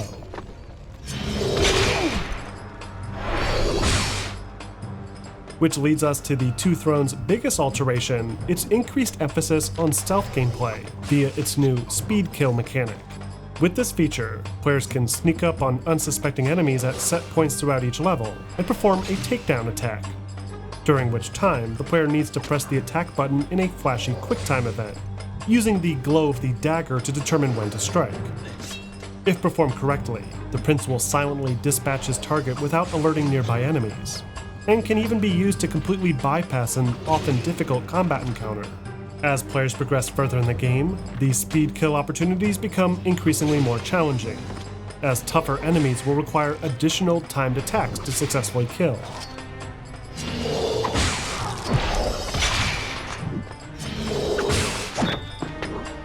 The number of enemies will also increase, with more complex layouts and patrol patterns requiring players to carefully pick their targets and time their attacks properly. Alarm panels, like those shown here, complicate things further, as the soldier in black and red armor, when alerted, will call for reinforcements, adding a challenging combat encounter that could have otherwise been avoided. For this reason, players are encouraged to more carefully survey their environment and search for elevated vantage points to target key enemies. Sometimes, players can even line up speed kills to attack multiple enemies at once, a mechanic that would no doubt be used as inspiration later for features like Splinter Cell Conviction's popular Mark and Execute. By building most of the environments around the speed kill mechanic, Two Thrones overall seems to lean away from the series' core combat focus. When engaged, most of the same combat features seem to be intact, like being able to counter, grapple, toss enemies, execute, and pick up and throw secondary weapons. Though, now that the Dagger of Time has become the prince's sole primary weapon, players are essentially forced to kick up any secondary weapon that they find, as the dagger's damage output is simply too low to be practical in most combat encounters. One of the Two Thrones' most memorable features, though, is its new Dark Prince mechanic. Much like the Shadow Prince featured towards the end of Warrior Within, the Dark Prince in Two Thrones will trigger automatically at set points throughout the story, transforming the player into a magical form while directly altering aspects of the player's abilities. A big part of this now is the use of the Dark Prince's dagger tail, an extended chain that's wrapped around the prince's arm that can be used to strike multiple enemies in a wide-reaching circle around the player. The chain is also used extensively throughout specific platforming sequences too, as the prince can swing across lanterns and pull out specially marked objects to create temporary footholds. The Dark Prince can even use the chain to perform brutal executions on enemies, further building on the game's new speed kill system.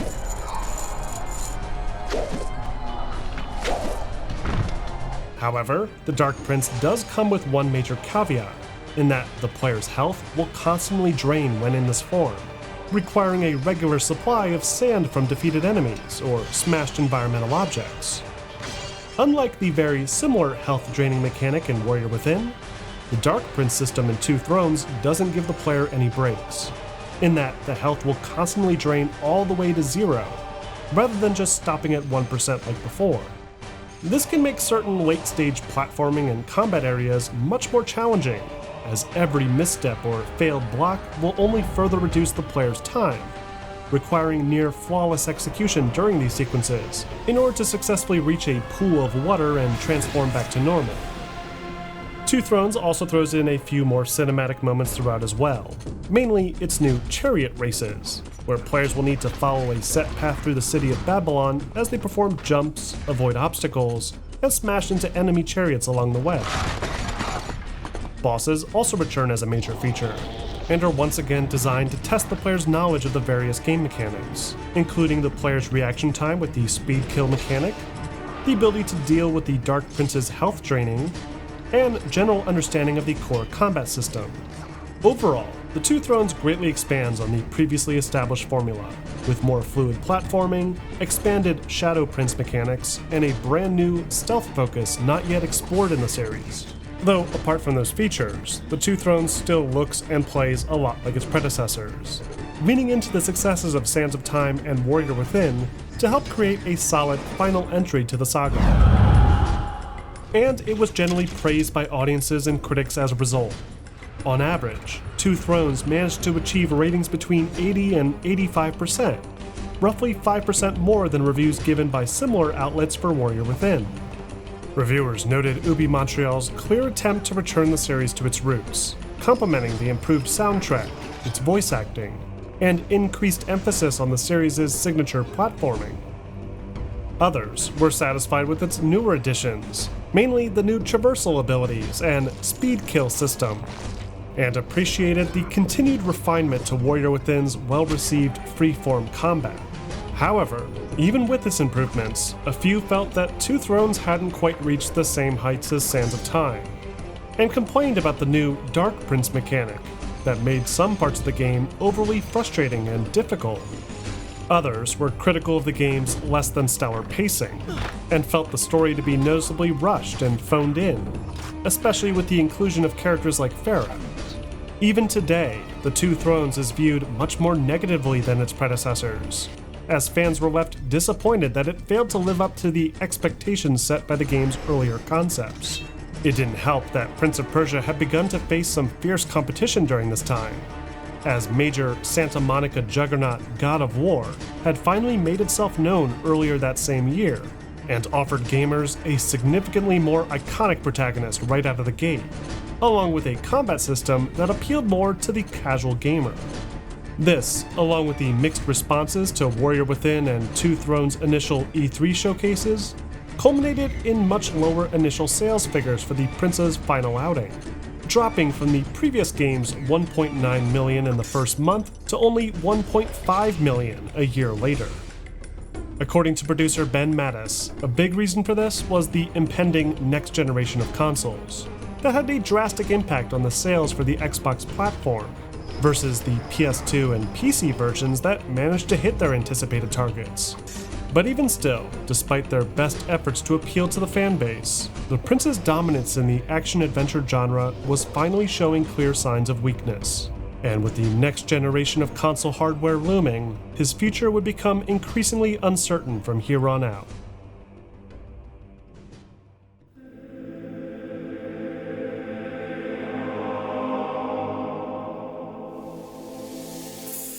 Throughout the tumultuous 2 years of Sands of Time's 2 sequels, Patrice Désilets and his team of roughly 20 individuals at Ubisoft Montreal had continued to be hard at work on their ambitious vision for a next-generation Prince of Persia.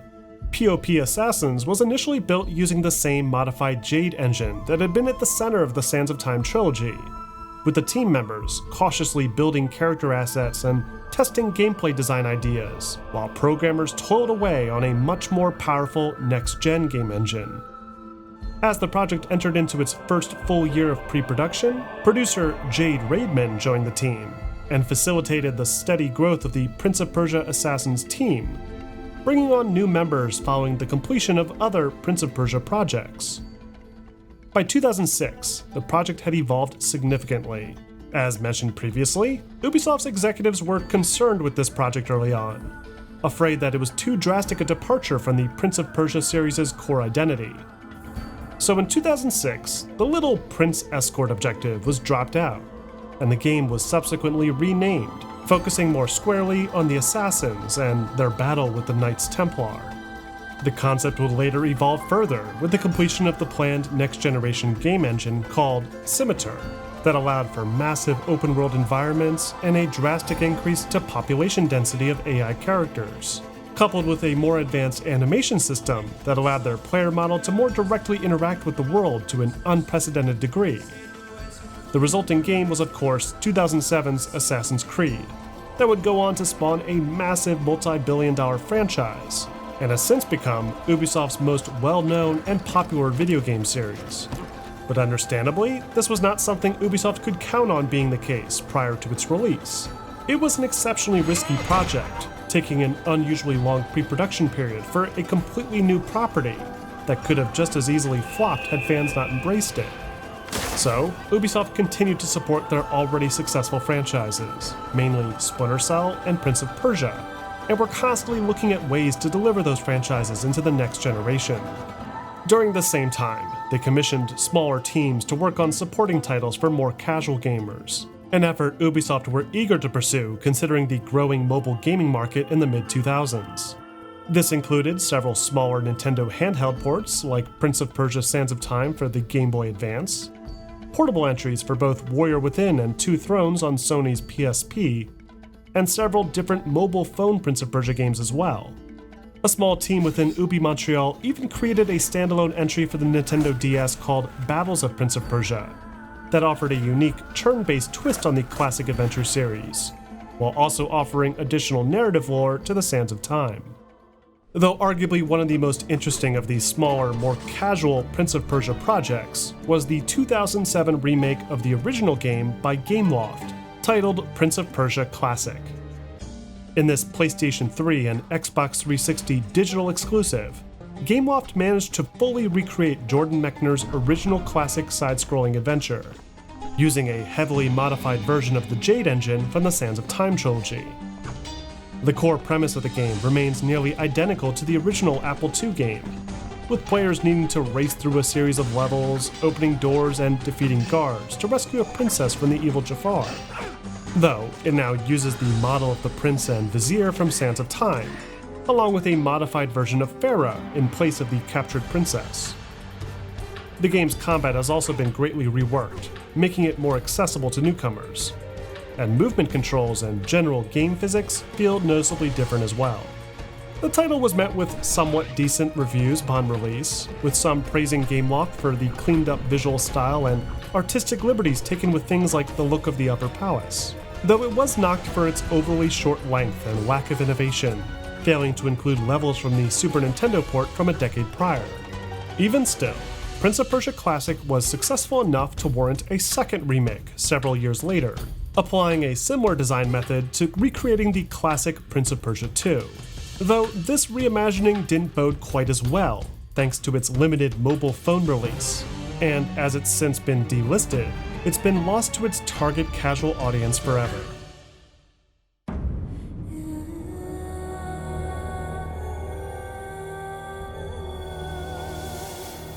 Thankfully, for Prince of Persia fans looking for a more mainline console release, this long chain of mobile games throughout the late 2000s and 2010s were not the only Prince of Persia projects in the works.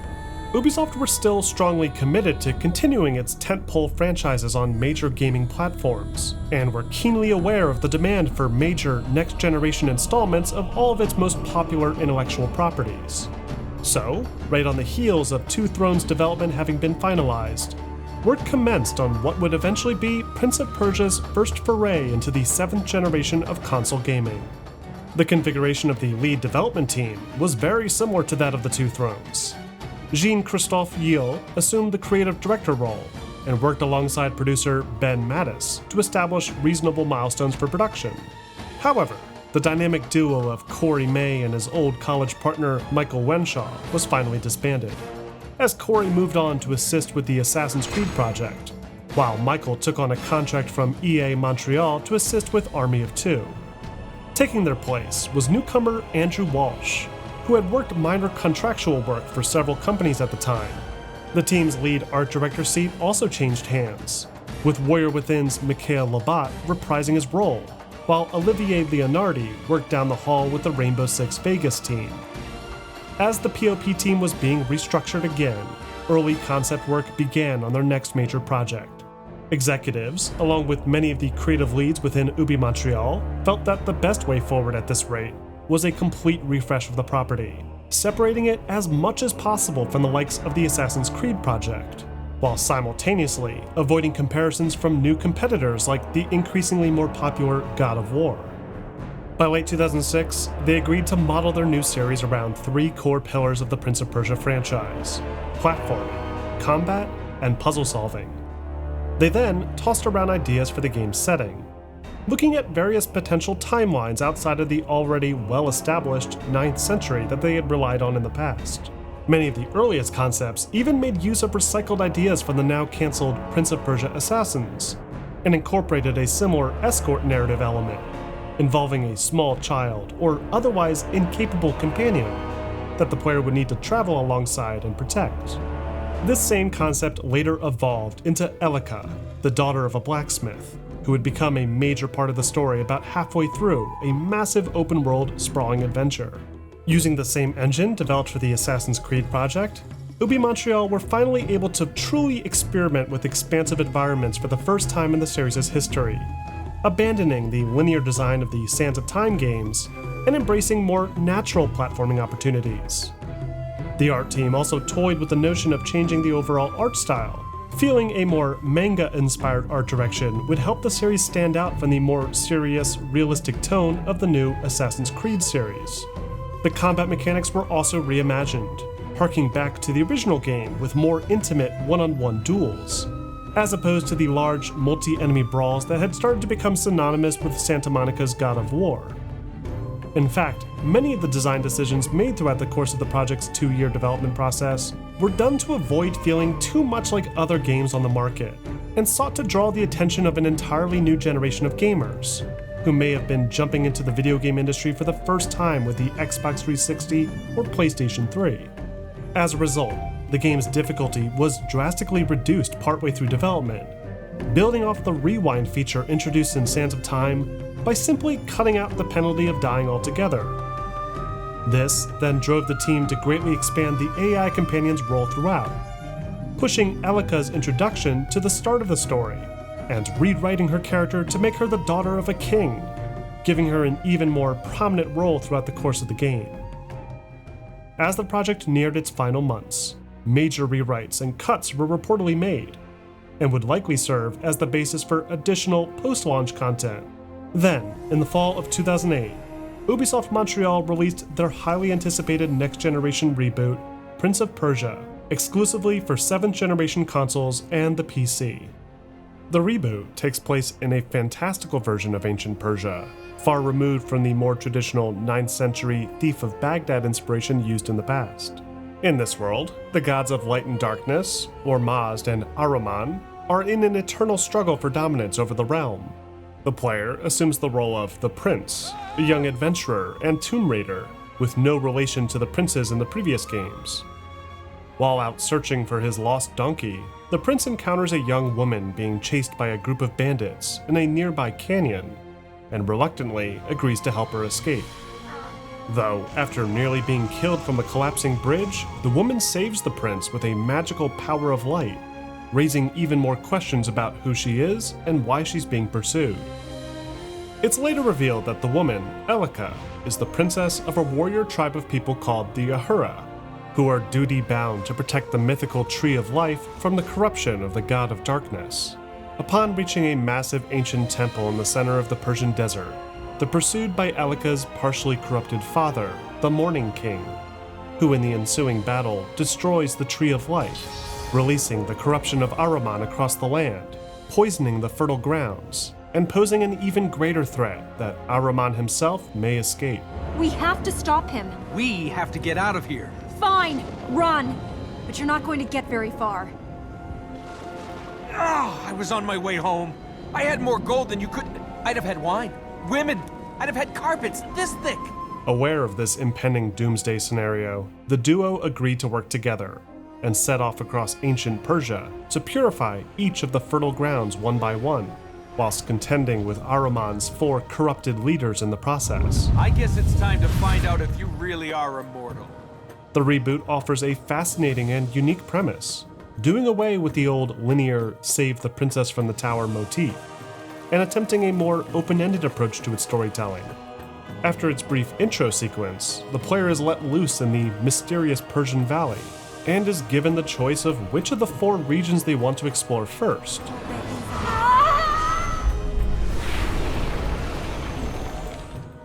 As the player progresses further, additional zones within each region are unlocked, often requiring repeat visits to areas to discover new paths and learn more about those locations.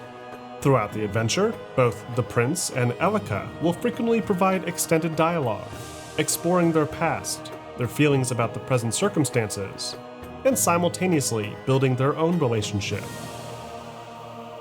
It's by far one of the most extensive examples of character building in the series to date, with hundreds of lines of dialogue that greatly expand on either character. This extends to the game's villains as well, as the 4 regions play host to their own corrupted warrior, whose broken past is pieced together during and after each confrontation with them. Knowledge enlightens. You close your eyes in blind faith. But the most memorable aspect of the Prince of Persia reboot's narrative is its finale, that is remarkably well ahead of its time, offering a false choice that helps to solidify the overarching theme regarding the conflict between destiny and free will. It's a beautifully told story, and arguably one of the series' best. Though regrettably, this narrative direction is massively bogged down by the incredibly dull and repetitive format of the core gameplay loop. In incorporating Prince of Persia's new open-ended direction, the developers opted to pace the game using an older collectible format requiring players gather a set number of glowing magical light seeds before proceeding further in the story. The catch is that these light seeds won't appear until after the player has purified a set area in the game world, or fertile ground, requiring that they first platform through a corrupted obstacle course and defeat guardians defending them. Once players have cleansed the fertile ground and collected the necessary amount of light seeds, they can then return to the central temple, where the light seeds can be spent to unlock one of 4 magical powers that are needed to access new fertile grounds. By doing this, players are essentially forced to explore the many interconnected platforming paths set out for them, which massively elongates an otherwise simple and straightforward storyline. In all, players need to collect at least 540 light seeds to access the finale, an aspect that hampers an otherwise solid gameplay experience. As for the gameplay design itself, the Prince of Persia reboot sees the biggest overhaul to its general control scheme since Ubisoft had initially acquired it at the turn of the century. The Prince has a much more weighty feel to him, with each jump and wall run feeling much less exaggerated than it had in the Sands of Time trilogy. A bulk of the obstacles are more modernized rock climbing challenges, with players able to simply push the joystick in the direction of handholds to move up and around elaborate structures, with only occasional careful timing required by the player, lending itself to a more fluid experience. Many of the Prince's new moves are made possible with the addition of his new Gauntlet, that can be used to latch onto surfaces for a temporary boost, enabling impressive new moves like the Roof Run or Wall Slide to further expand on the interactivity of the game world.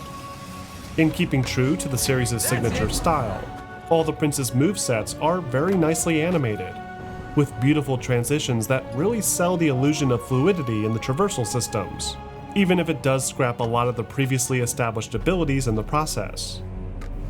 The combat design is also handled very differently in the reboot. Unlike the old trilogy, where the Prince would need to face off against several different enemies and carefully choose attacks to counter the strengths and weaknesses of his opponents, the reboot's combat is built solely around one-on-one duels, a clear homage to the design of the original Prince of Persia. In doing this, each battle feels more intimate and cinematic, as players perform powerful strikes and counters, while studying their opponent's often simple attack pattern. The free-form combat system has also been scrapped for this game, and the control scheme greatly simplified, with each face button performing a specific function that can then be mixed and matched to perform various multi-point combo attacks. Many of these combos even incorporate Elika directly into the action, with her strikes being used to interrupt the enemy and stun them for a quick follow-up. In fact, Elika plays a pretty major role throughout the course of the gameplay too, whether she's helping beat down enemies in combat, or offering a boost when performing a long jump. Her powers are even expanded further via the collectible light seeds, as they'll unlock the ability to interact with colored plates found throughout the world and perform a variety of magical feats. One of the most surprising additions, though, is Elika's ability to revive the player. Unlike the Rewind in Sands of Time, Elika's revive is triggered automatically whenever the player is defeated, whether that be from failing a platforming segment or being killed by an enemy. There's also no limit to how many times this revive can be performed, meaning there is literally no way for the player to be killed throughout the entire game. The idea is essentially an extension of the idea Desolé had initially thought up when brainstorming the Time Rewind, feeling that a player's death during a platforming sequence hurt the flow of the game. However, the PoP team took this concept a step further, and created a system where the player is only punished with a minor setback, throwing them back to the start of the last platforming sequence or battle without having to replay larger sections of the game like more traditional checkpoint systems. As a result of its major creative changes, the Prince of Persia reboot was initially met with a lukewarm response from audiences. Many criticized the game's over-reliance on its light seed progression mechanic, while simultaneously faulting the game for taking an overly accessible approach to its difficulty. The game quickly developed a reputation among gamers for having no game over screen, no doubt significantly impacting its potential reach, especially in the wake of the series' already steadily declining status among scores of new, more popular game franchises. For those able to look past its alleged faults, the Prince of Persia reboot offered a remarkably fresh experience, transcending the series' obvious rut it had been stuck in, and providing a gorgeous new artistic style, along with a beautifully written narrative component and solid voice actor performances by Nolan North and Kerry Walgren. If you don't dream, you will never be more than you are. And if you don't wake up, dreaming's all you'll ever do. Many outlets awarded the game high scores, averaging in the 80% range, often citing its visual prowess and artistic direction as one of its lead benefits. However, as far as sales went, Prince of Persia failed to meet Ubisoft's expectations. According to their quarterly earnings report, Ubisoft indicated that Prince of Persia's 2.2 million sales throughout 2009 were well below their estimates, and were only offset by the much better than expected performance of their other titles. Ubi Montreal were even forced to vacate plans to port the digital-only epilogue expansion to the PC version, ultimately abandoning their cel-shaded Prince as they looked for a safer path for the franchise to take.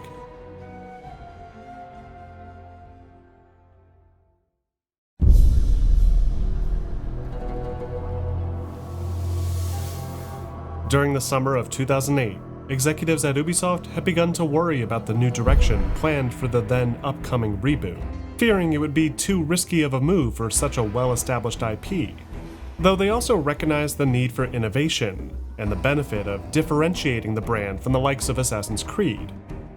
So Ubisoft Montreal agreed to produce a secondary product, one that would appeal to longtime fans of the series, while also benefiting from the inevitable marketing push set to accompany the upcoming Disney film adaptation of Sands of Time. In the project's earliest phases, only a handful of individuals within Ubisoft Montreal were involved. Guillaume once again served as the creative director, while former designer for Splinter Cell Double Agent Thomas Simon was tasked with the lead game design role. They also welcomed aboard newcomer Carrie Young to pen the game's script, while Graham Jennings assumed the producer role. In deciding on what this new title would be, the team agreed to appeal strongly to fans of the original 2003 classic, Sands of Time. They even contracted Yuri Lowenthal to reprise his voice acting role once more, and set the game within the same continuity to better assure loyal fans. The game would once again utilize the Scimitar, or rather, the newer Anvil game engine, allowing the technical team to massively expand the environmental scale, even if they did opt to limit the player to more traditional linear pathways.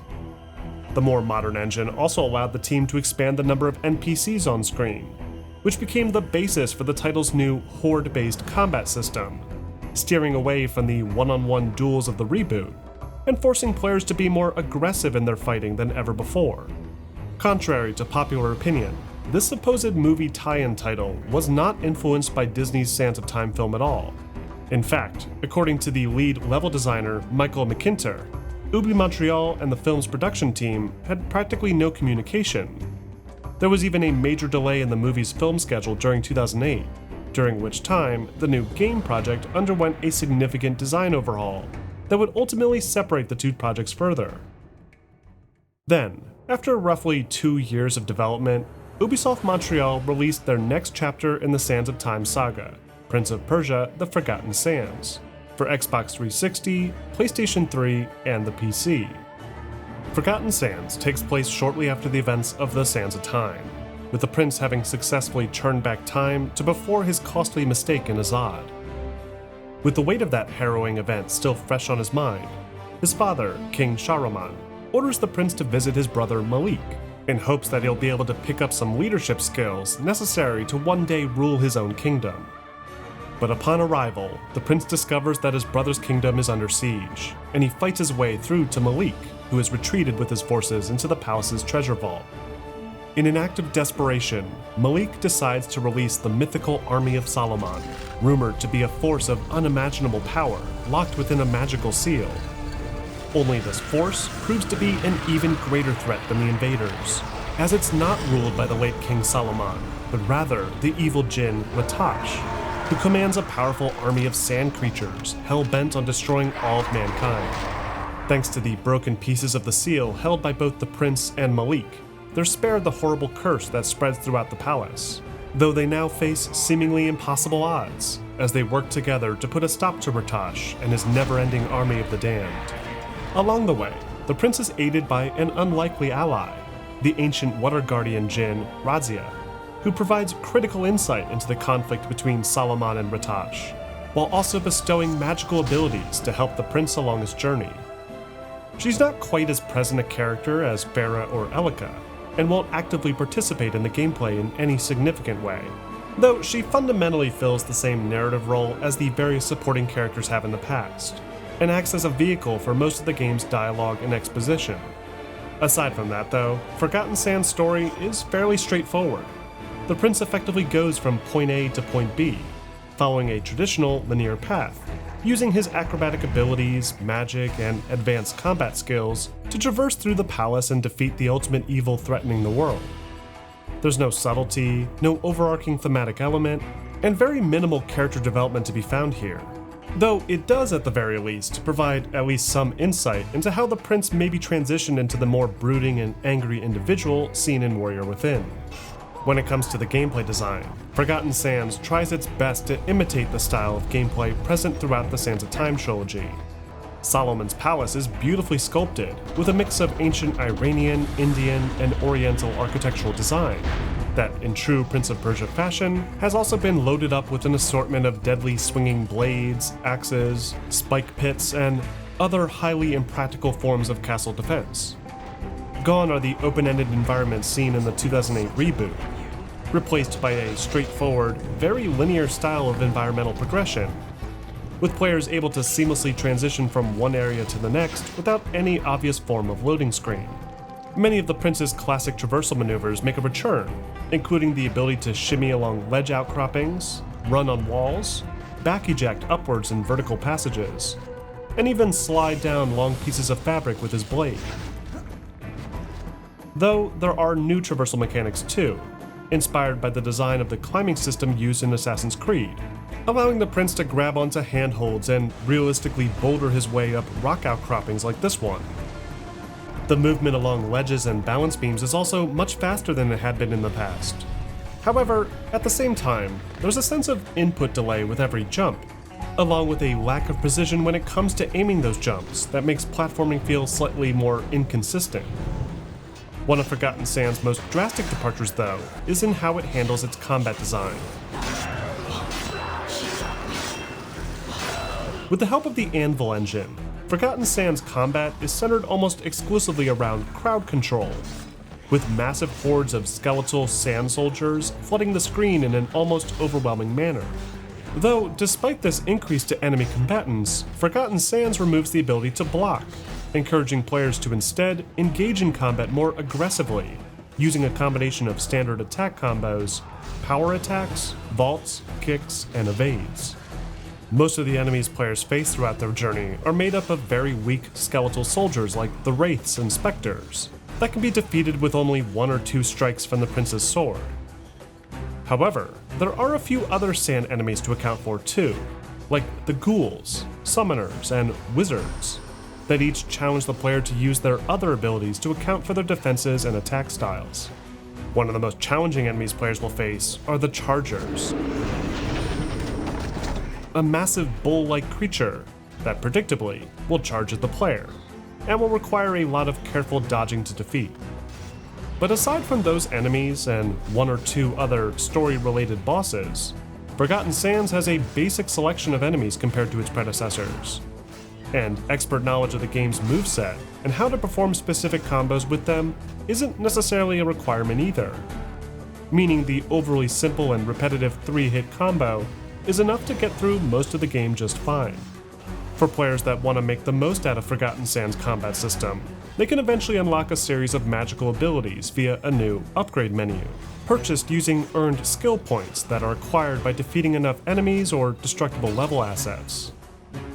Most of the upgrades available offer passive benefits, like increased max health, higher attack damage, or even a higher chance for more XP and health releasing from defeated enemies. Though there are also magical powers players can activate using the D-pad that can be extremely helpful in controlling the increasingly larger hordes of enemies throughout the game. The Trail of Flame, for example, can be used to encircle enemies with a damaging ring of fire, Conversely, the Ice Blast power can be used to throw out a wave of ice whenever the player swings their sword. The Stone Armor offers temporary protection from most enemy attacks, which is extremely useful considering the game's lack of a block feature. And finally, the Whirlwind attack can be upgraded to unleash a powerful area of effect around the prince, throwing sand soldiers back and temporarily stunning them. By activating these powers, the player will consume one of the blue tanks in the top left corner of the screen, referred to in this game as energy, which can be instantly refilled by collecting a random blue orb from any defeated enemy or destroyed object. Alongside these combat powers, Forgotten Sands also mixes in a few traversal powers as well, some old and some new. The first is the Power of Time, that just like the old games, can be used to instantly rewind the player's actions, undoing any past mistake along with their impact on the environment. Then there's the Power of Memory, that is used to toggle between different moments in time, effectively phasing certain obstacles in and out of existence. Players can also dash towards enemies using the Power of Flight, which is used to add a decent amount of verticality to the later parts of the game, thanks to the chain of vulture enemies typically set up between elevated platforms. And finally, there's the Power of Flow. The Power of Flow allows the player to freeze all the flowing water in time.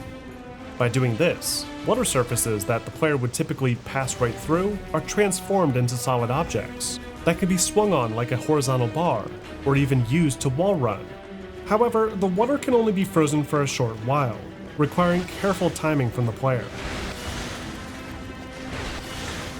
This is pushed even further by the combination of all the other traversal techniques, as players juggle freezing water spouts, toggling platforms, and dashing into enemies.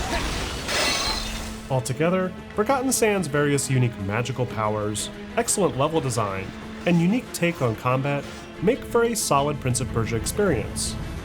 Reviewers praised the game for its excellent platforming, and were even forgiving when it came to its combat, with IGN saying that the system really comes into its own by the end, thanks to the various magic powers that help to give the players more creative options. At the same time though, many outlets criticize the game for its overly short length, the weak storyline, and the noticeably dated graphics, pointing to Ubisoft's other projects like Assassin's Creed as an indication of where their expectations were. Eurogamer even knocked the game for feeling like a significant step back for the series, pointing out that it had shamelessly tried to recapture the magic of the original 2003 classic, and was too afraid to try anything different.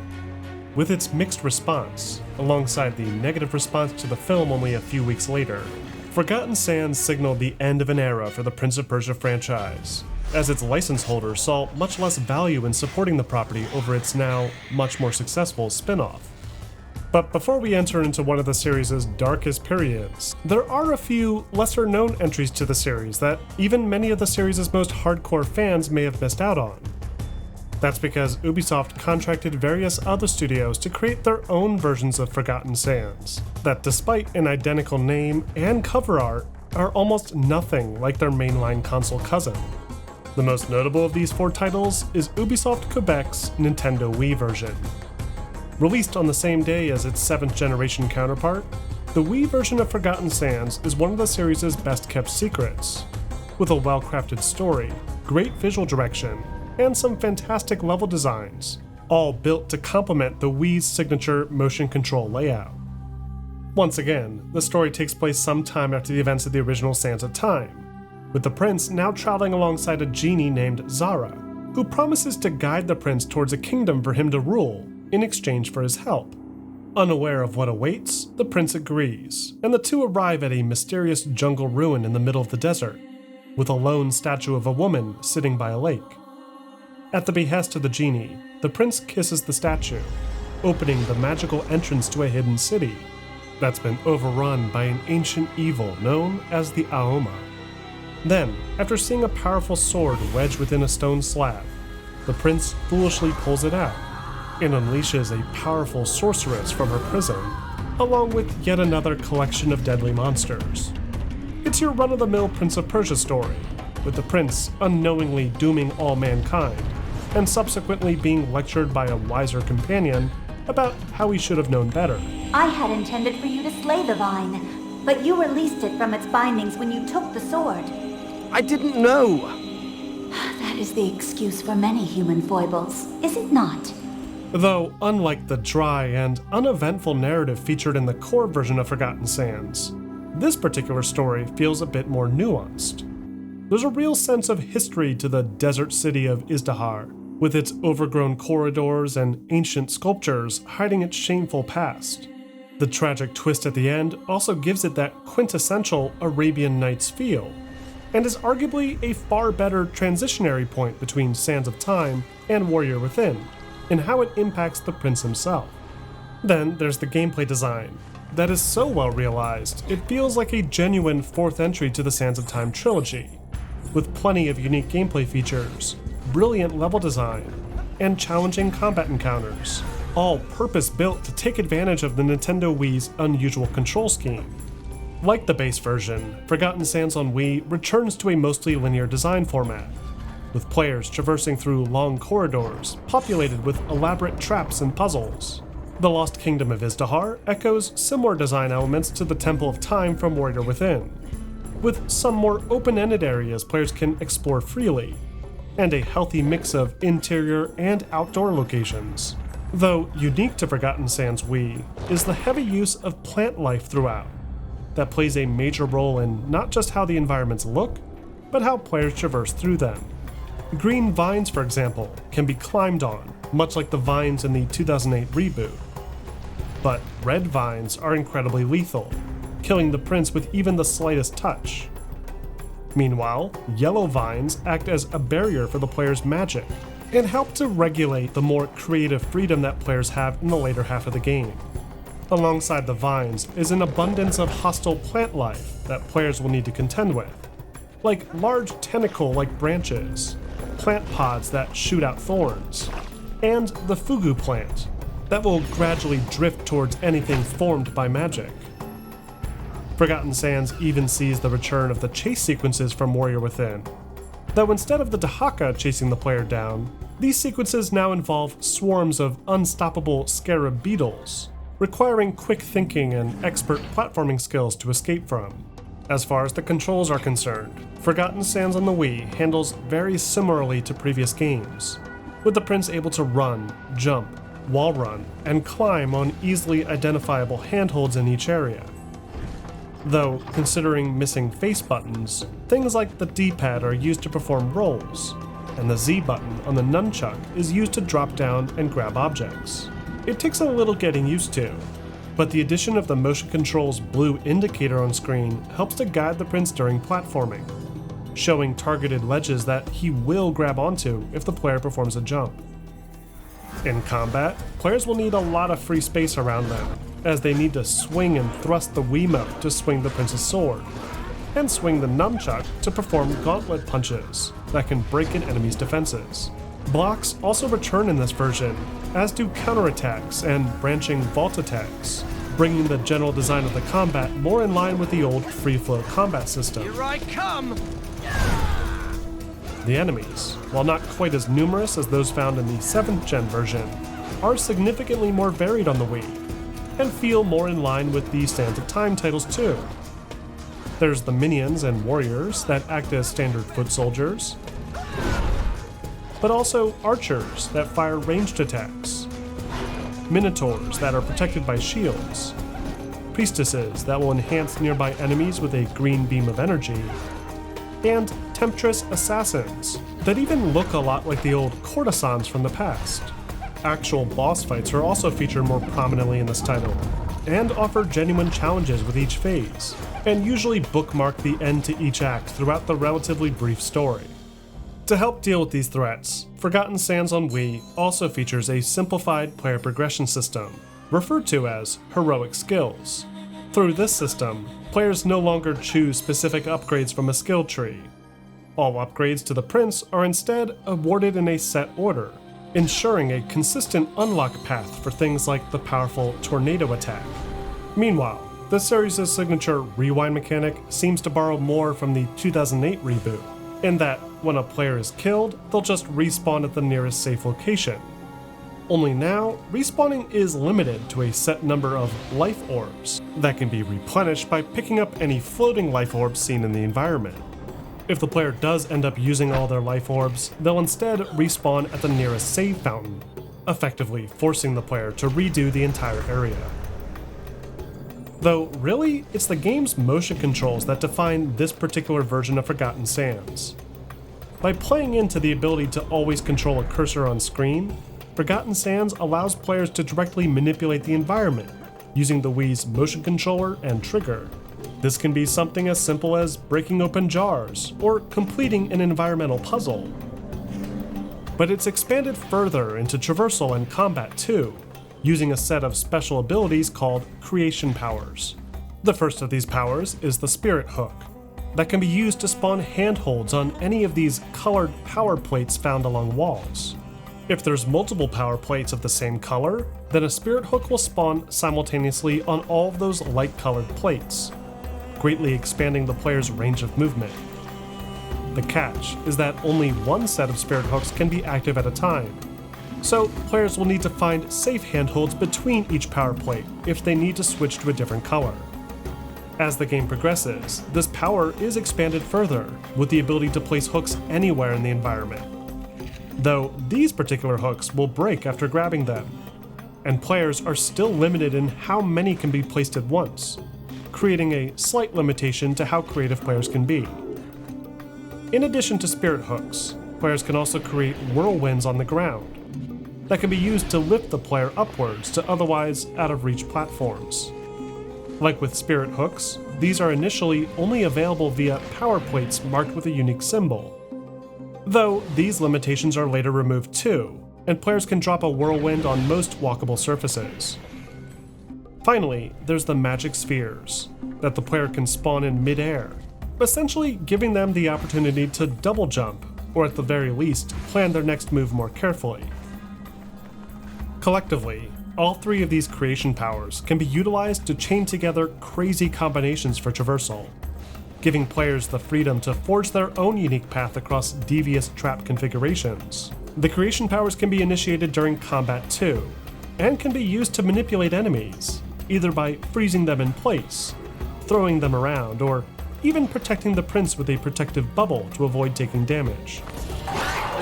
It all works surprisingly well, and when considering the rest of the Wii version's unique features like the different colored vines, the various plant-based obstacles, and the remarkably elaborate series of puzzles and traps, it's arguably one of the most well-realized versions of the classic 3D Prince of Persia formula. And critics generally agreed, pointing out that the Wii version was an incredible return to form for the series, bringing back the classic look and feel of the original 6th-gen games, while still pushing the genre forward with some really creative level designs and gameplay mechanics. The only real sore spot to many was the game's combat, that due to the sometimes unreliable camera work and the inconsistencies of motion control, made some of the later fights more difficult than they should have been. Overall, Forgotten Sands on the Nintendo Wii is one of those rare examples of a port for a weaker console that manages to stand high above its next-generation brothers. However, because it was given an identical cover art and title, it was likely dismissed by most, with many assuming it was the same thing offered on the other consoles. This was especially true for the PlayStation Portable release of Forgotten Sands, that once again is virtually nothing like the other versions of the same name. In this version of Forgotten Sands, the prince embarks on a journey alongside yet another guiding spiritual light, Helam, the spirit of time, as they explore the ruined kingdom of the ancient fire spirit Ihud. The story is much smaller in scale than the other versions, with only some light exposition delivered by the various Daughters of Time rescued at the end of each act, along with some extra filler dialogue that's sprinkled in throughout the gameplay.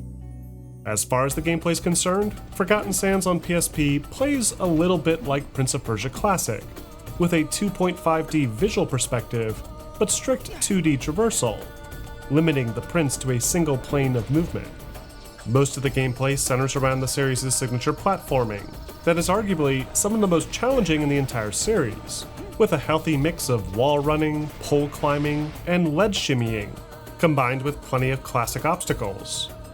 Magical powers aren't quite as prominent either, and center primarily around manipulating the speed of objects in the environment. The most obvious use for this is to adjust the spacing between moving platforms, or to avoid being cut in two by massive blades. Though there are plenty of clever uses for the mechanic too, like being able to increase the flow of magical sand fountains, causing them to shoot the prince high in the air, or used to move heavy objects. Conversely, players can slow the flow of time and freeze sand whirlwinds and fountains that create solid objects for the prince to grab onto, which can then be repositioned to help reach higher ledges. Considering how few powers there are in the game, Ubisoft Quebec made up for it with some excellent combinations of these two, making for some brutally difficult sequences on par with what fans have come to expect. However, the platforming's not perfect, with regrettable input lag and frustrating checkpoint systems that make the overall experience feel much less polished than its console cousins. The combat system is even more concerning, as the design to retain multiple combatants within a 2D space makes for awkward moments where enemies continuously dig into the ground and reappear behind the player. And the lack of attack variety or unique enemy types makes these occasional encounters feel even more tedious. Still, Forgotten Sands on the PSP is a decent game that gives fans yet another classic linear Prince of Persia gameplay experience to enjoy. It didn't necessarily reach the same heights as the previously discussed versions, with reviewers citing the poor combat and clunky controls as a major detriment, and its misleading title left some confused and disappointed. But the game's visual direction, gameplay style, and clever level layouts make it another fine addition to the Forgotten Sands collection, and one that many gamers mistakenly wrote off.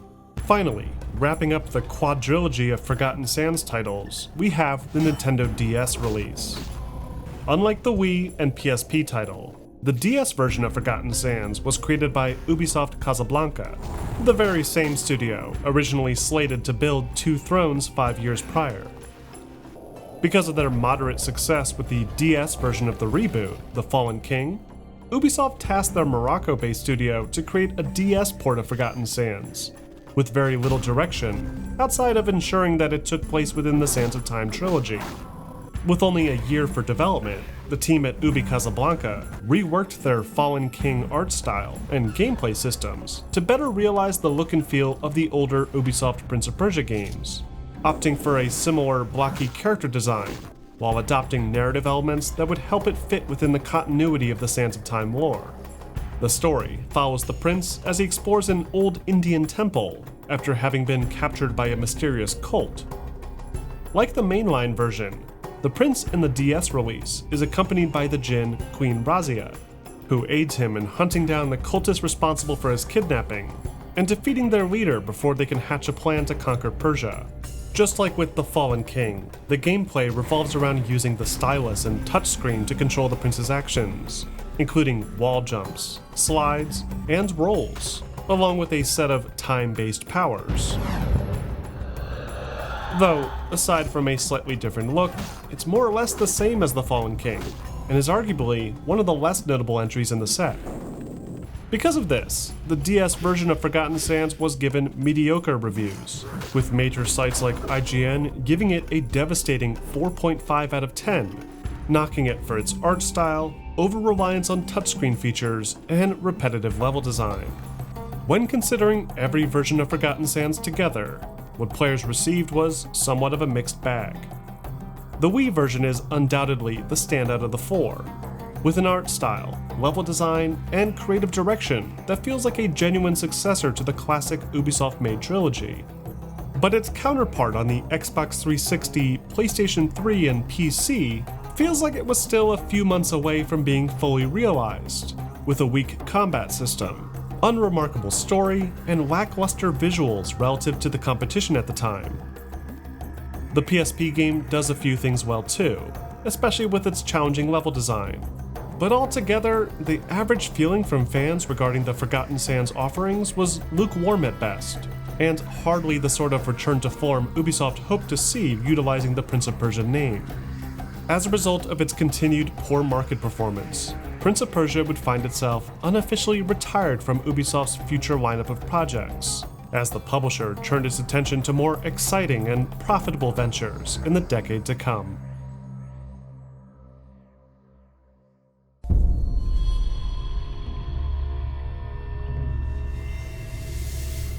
The era that followed the quadrilogy of Forgotten Sands titles is what I often refer to as the Dark Ages of Prince of Persia.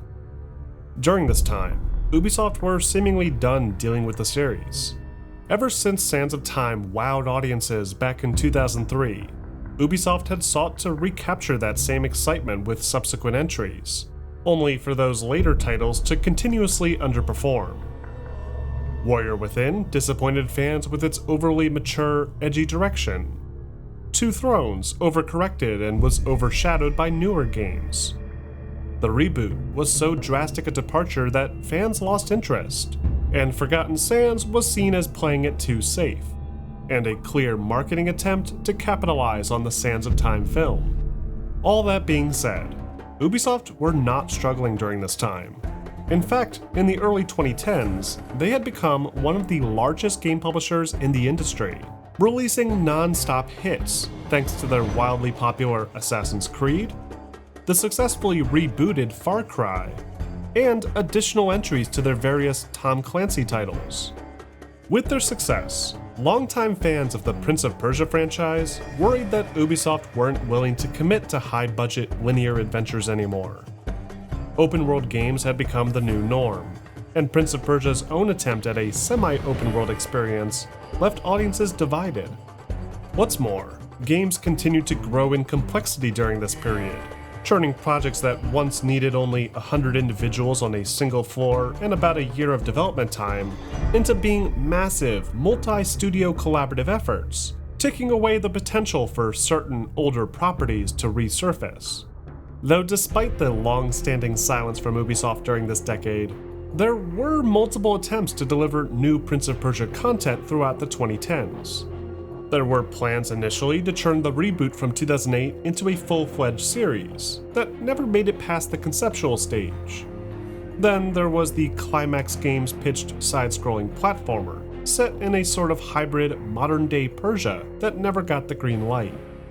There was even an ambitious cinematic action-adventure title in the same vein as Uncharted and their longtime competitor, God of War. But arguably one of the most important projects during this period came about in the summer of 2015, when original series creator Jordan Mechner, along with a group of associates at Ubisoft's Montpellier offices, began brainstorming ideas for a major reinvention of the franchise. According to Mechner, the pitch was extremely ambitious, with the goal of transforming the series into a massive, sprawling open-world experience, where players would be able to embark on countless adventures, inspired heavily by the collective stories of Arabian Nights. Players would, for example, be able to ride horses, camels, and even fly on a magic carpet as they explored the entirety of the old Persian Empire, with a level of authenticity to the region that had never been attempted before. The team poured through historical information on ancient Iran, plotting out potential game locations and revisiting past Prince of Persia titles to get a feel for how the game would look and play. Production for the game did continue into 2017, with concept art and core gameplay design elements being ironed out, while prototypes were still being tested. But by the summer, it soon became clear that the entire project was at risk of being shelved due to reassessed budgetary risk. Preemptively, Mechner and the team decided to reorient the project towards a more focused 2D perspective, a move that would significantly reduce the budget necessary to reach the finish line.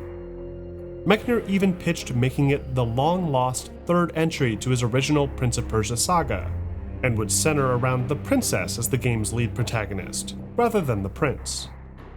But when concerns about the game's marketing potential came into question, Ubisoft ultimately decided to drop the ties to the original Prince games in April of 2019, forcing the studio in Montpellier to redirect their efforts. Following this change in direction, Jordan decided to take another break from the world of game design, seeing this as an opportunity to focus fully on more personal projects, including the continued archival work of his family's memoirs, along with the writing and illustration of his ambitious graphic novel Replay, the panels for which have been generously provided as supplementary visuals throughout this documentary.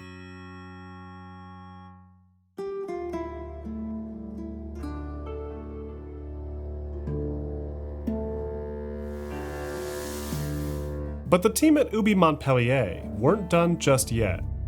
Their previous projects may have fallen through, but there was no sense in letting 4 years worth of detailed research and planning go to waste. So the team decided to change things up a third time, dropping the classic Prince narrative altogether, and reimagining the project as a totally independent and refreshed vision of what the Prince of Persia series could be. So we took a lot of our inspiration in first Zoroastrianism. So this is a religion with a super huge folklore. So there's a lot of gods, creatures coming from this folklore. But also we took a lot of inspiration from the Book of Kings, from Ferdowsi, and also the Conference of the Birds. It's about a group of 30,000 birds looking for their king. And to find him, they have to go through 7 valleys. So each one is like embody a specific spiritual trait. Like there's the valley of love, the valley of quest, the valley of knowledge, etc.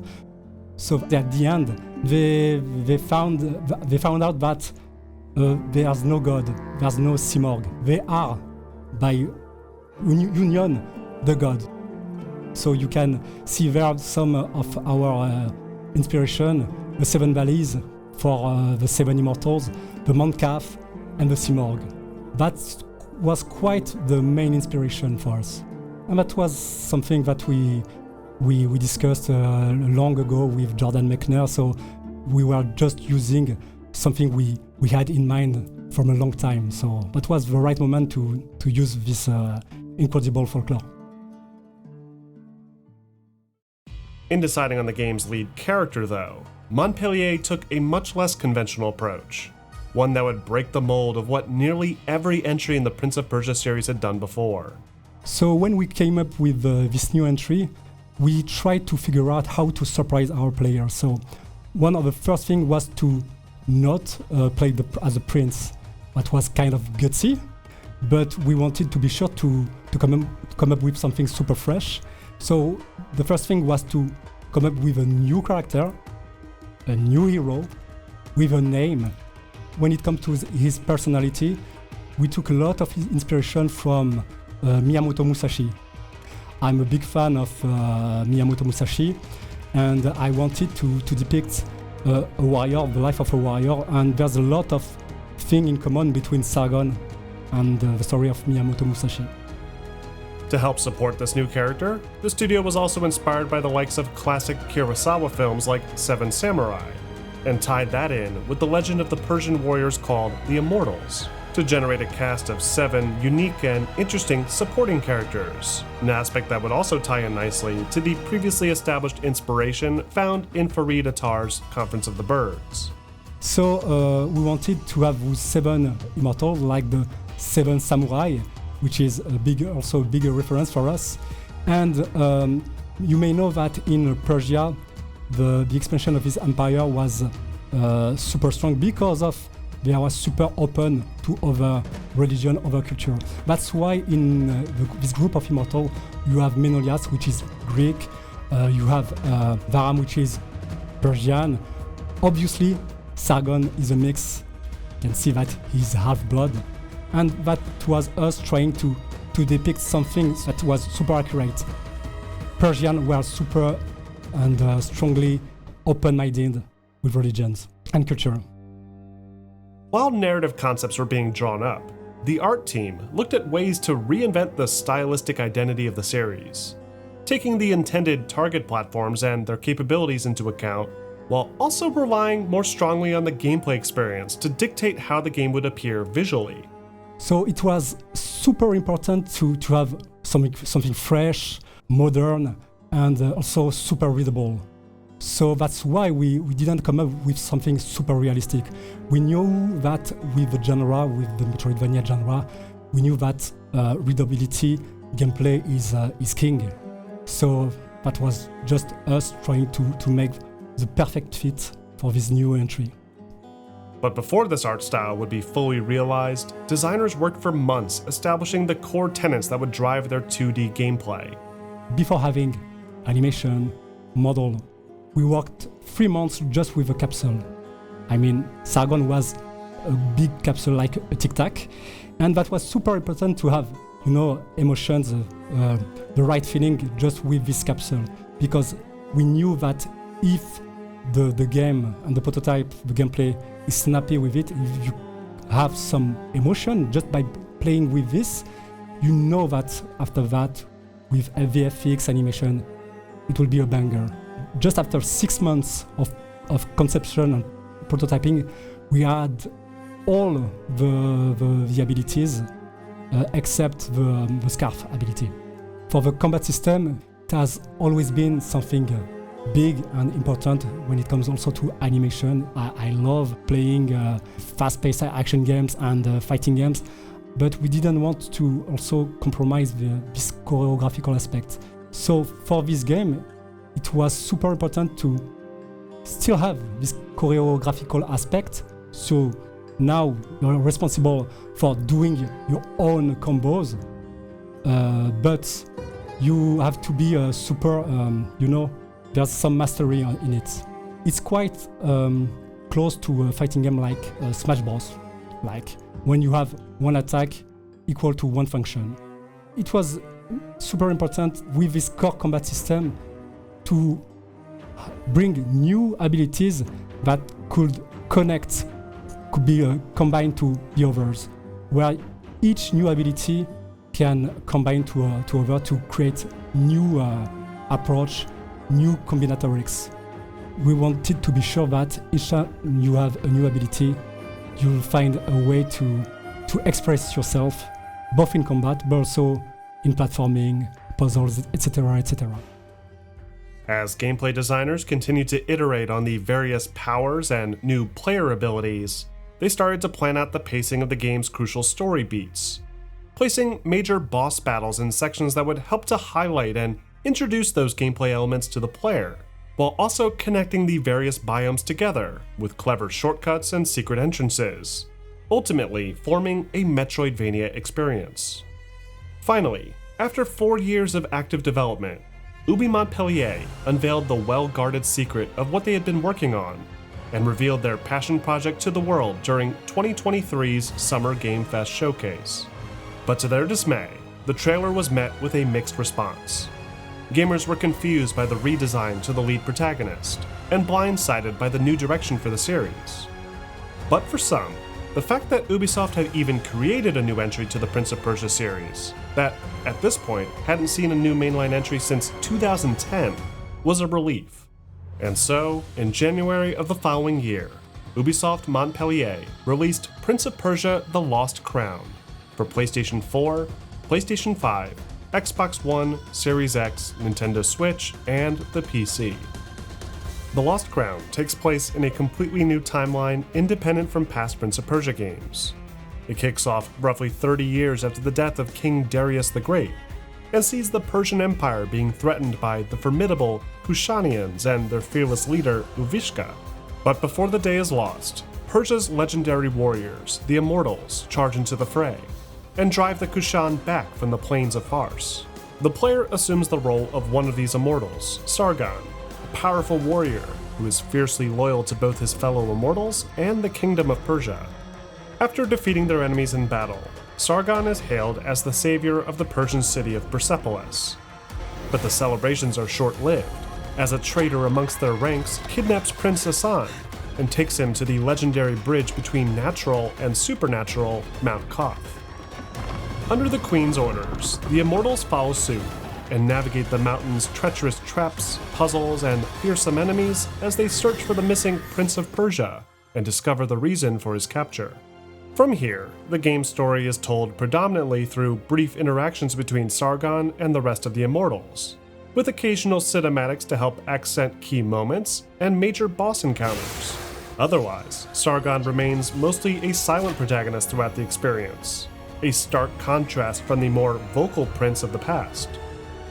Though, despite this scaled-back approach, The Lost Crown still maintains a deep narrative within, balancing its interweaving character arcs while also delivering a compelling conflict for the player to overcome.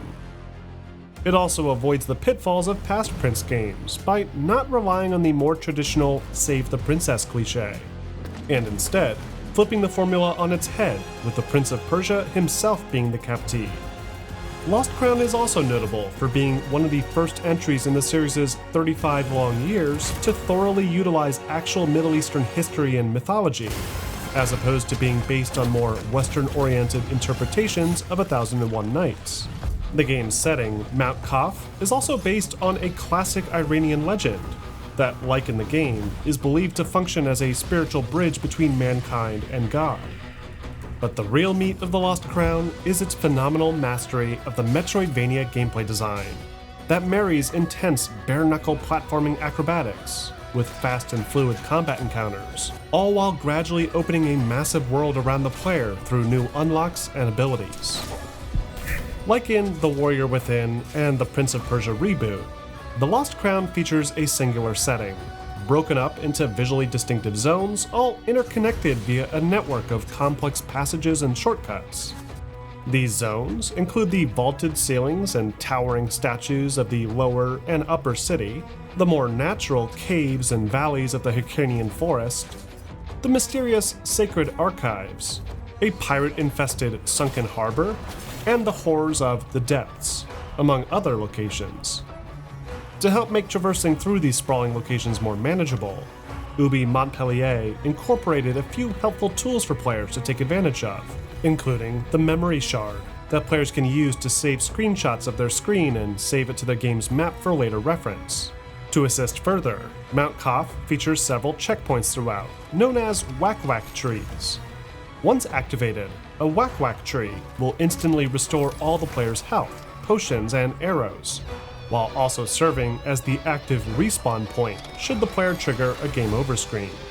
Similarly, fast travel stations can be activated throughout Mount Kaf too, which makes traversing across the game world significantly more convenient. Though of course, to reach these helpful checkpoints and fast travel points, players will still need to prove their mettle by traversing through some of the series' most deadly configurations of traps yet, using a combination of classic moves like jumps, bar swings, and wall jumps, along with a variety of brand new moves like dashes and projectile-based teleporting. As players climb higher into the mountain, the obstacles will continue to scale in difficulty, with large gauntlets of spinning blades, spikes, and crushers, all capable of killing Sargon with even the slightest touch. To account for the game's more difficult platforming segments, Ubi Montpellier decided to adopt a similar checkpoint system to that found in the Wii version of Forgotten Sands, with a failed jump resulting in an instant respawn to the last stable foothold, with only a minor penalty to the player's health. If the player does manage to lose all of their health, then they'll be forced back to the closest activated whack-whack tree, resetting all progress made from that point. This can, of course, be circumvented by drinking a health potion and refilling the player's health at any additional checkpoints discovered. Though, as the game progresses, checkpoints become less and less common, testing both the player's general platforming capabilities and their endurance. As for the actual base controls, the movement is incredibly responsive, with no delay when running or jumping off ledges, and helpful automatic vaulting to save players after falling a little bit short. Once players unlock all of their abilities, the platforming becomes even more involved, with players needing to carefully utilize dashes and double jumps, as only one each can be used per jump, until they're reset by landing on another surface, whether that be the ground or a wall. It's easily the most challenging set of obstacles in the series' 35-year-long history, while still respecting the core tenets of that history in the process. Also true to the Prince of Persia name is its reliance on combat, and the Lost Crown delivers in a big way. Gone are the awkward, dedicated combat zones of old, replaced instead by a more modern and wildly chaotic new take on swordplay that does a great job of pushing both the combat and platforming systems together, making it all feel more seamless as a result. The controls are simple enough, with the square or X button, depending on the platform, being used for the standard slash attacks, with standard combos of up to 3 hits. Players can alternatively hold the attack button down to charge, which is useful for breaking an enemy's defense. Or they can launch the enemy into the air with a well-timed slide and kick maneuver, allowing for aerial juggling to deal massive damage. If the player attacks and deflects enough, they'll eventually charge up a new Athra meter, which can be utilized to unleash devastating Athra surge attacks, depending on the level of Athra that's been built up.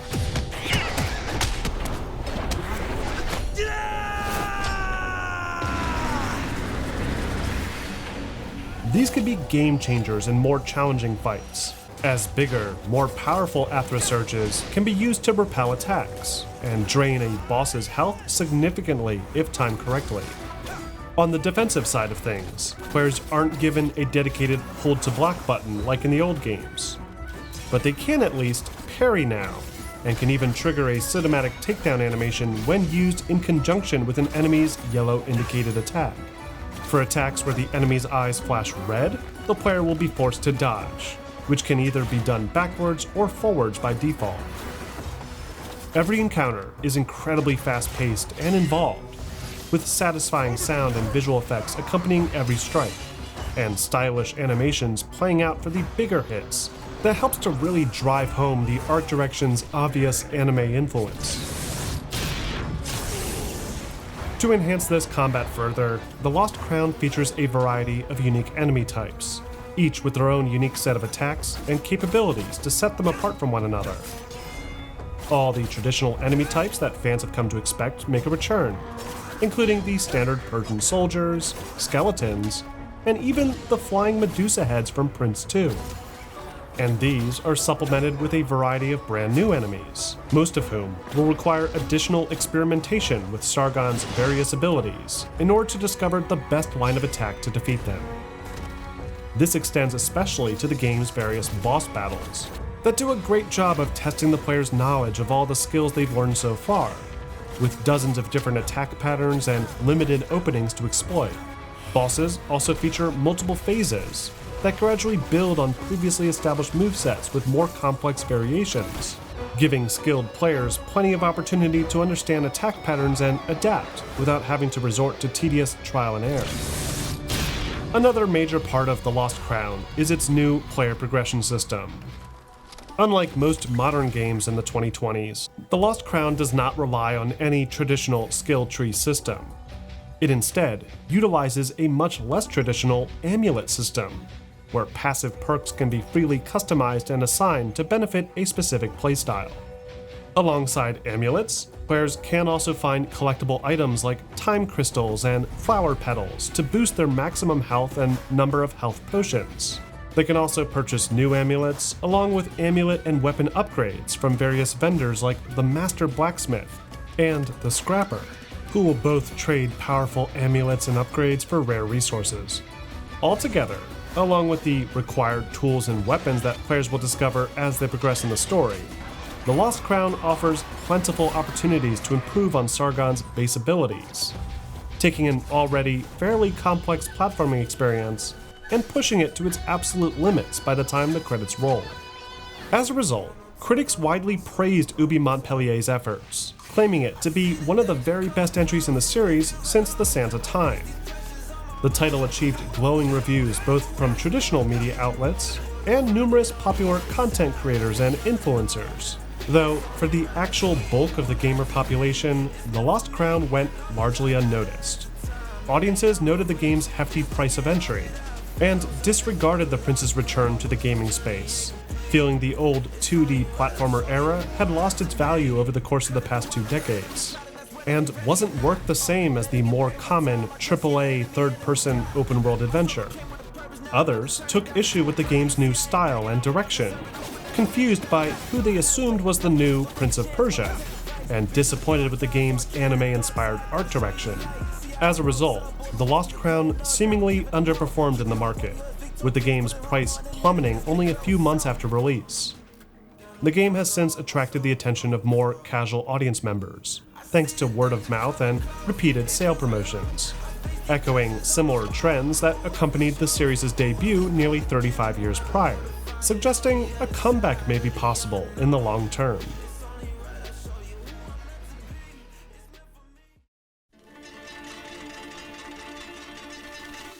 Remarkably, The Lost Crown wasn't the only game to release in 2024 with the Prince of Persia moniker, as an entirely separate team of independent developers based out of Bordeaux, France, Evil Empire, had also been given a chance to share in the series' legacy. The studio, best known for their work with the highly successful roguelike Metroidvania title Dead Cells, had entered into discussions with Ubisoft as early as 2021, with the idea of combining their experience building an evolving roguelite title with the time-traveling and wall-running escapades of the Prince of Persia property. At first, we were very few at the beginning of the development. There was only, I think, 2 or 3 developers beside myself, and we ended up being nearly 20, plus the marketing team and the IT and things like that. At first, the pitch was about a prince that was running around everywhere, that was doing assassination and things like that. It was a very different thing from what you can see in the game right now, but it was the beginning of the development. During the development phase, we learned a lot of things about what makes a Prince of Persia game, what is cool, what is not, and we ended up scrapping a lot of ideas and keeping only the core ones, the wall run and the combat system. So, what is a roguelike? The roguelike is a bit of a weird genre. It's a difficult type of game where you play the same thing over and over, the same difficult thing. It's a type of game where you die a lot, where you learn a lot, and you use what you learn to overcome obstacles and challenges that the game throws at you. It was important for us to make a roguelike because we were confident after all the work we did on that cell that we could make a good roguelike, a very good one at that. We also thought that the Prince of Persia franchise was a good fit for a roguelike because of the time powers and all the shenanigans like that. Additional gameplay systems were then expanded on to maximize the potential of the game's intended repetitious flow, including a reliance on procedural generation that would be used to assemble level tiles and connect them automatically, giving gamers a unique experience every time they play. In deciding on the proper art style to pursue, the team at Evil Empire took heavy inspiration from what are called Persian miniatures, an ancient Persian art form that utilizes very bright and colorful pigmentation with an angled perspective showing a variety of interior and exterior environments layered over top of each other. Alongside this, the art team also took a great deal of inspiration from various bande dessinée Franco-Belgian comics, especially the style of French artist and writer Jean Giraud, also known as Mobius, whose work regularly utilizes strong, thin black lines to accentuate every detail, along with soft pastel colors to help express a more calming tonal direction. From a design standpoint, this simple art style is very useful. Because in a game where you run everywhere, you run on wall, you climb on pillars and things like that, you need to see everything. You need to be able to distinguish enemies from allies, a wall from a ceiling, and to always be able to read the action. And this art style allows us to make the game very readable. Then, after roughly 3 years of development, Evil Empire, in collaboration with Ubisoft, released their own take on the franchise, titled The Rogue Prince of Persia, exclusively to Steam digital storefronts on the PC in early access. The Rogue takes place in yet another unique timeline for the series, centered around the invasion of the Persian city of Ctesiphon by the Hun army. The player assumes the role of the Prince of Persia once more, who finds himself hopelessly trapped in a time loop, forced to endure the opening hours of the invasion and their brutal assault on his fellow Persian countrymen. His only hope is to learn from his repeated failures and exploit knowledge gained about the invading forces to gain the upper hand, thereby saving his kingdom and putting a stop to the Huns, whatever the cost. Because the game itself is not technically finished, the game's story is not yet fully rounded out either. Though there is enough incorporated already to identify a solid time loop narrative, introducing new characters with each loop, and then playing into their confusion as the prince is reintroduced to them later on. Unlike The Lost Crown and many other previous Prince of Persia games, the Rogue does not feature any voice acting, relying instead on its text boxes and still-frame character portraits to convey emotion. It's not nearly as cinematic in this sense, though it does still deliver some interesting background to the experience, helping make the narrative's repetitious design more enjoyable. And this is key, as the Rogue's most crucial ingredient lies in its fast-paced and addictive core gameplay loop that essentially requires repeat attempts from the player to not only improve their personal skill with the prince's movement and combat, but to take advantage of any newly acquired skills, weaponry, and general knowledge of the game world at large. The game once again adopts a classic 2D perspective, with the player able to venture from left to right, jumping over gaps, clearing obstacles, and cutting down enemies using an easy-to-understand control scheme. In keeping with the legacy of the Prince of Persia franchise, the Rogue also incorporates its own unique take on the wall run maneuver, allowing players to freely wall run on any wall within the play space, whether that be a background panel or a vertical surface within the plane of movement. Poles and horizontal bars also play a large role in the gameplay, with players able to mount bars again like they could in Two Thrones, allowing for more careful precision and timing. As for the environments themselves, the Rogue takes on a wholly unique approach to its world building, as it's built partially using procedural generation, taking hundreds of predefined playable spaces and randomly piecing them together in unique configurations, ensuring players are always given a somewhat different level layout. As expected, the Rogue also features its own take on combat that feels somewhat familiar to the fast-paced platformer hybrid action on offer in The Lost Crown.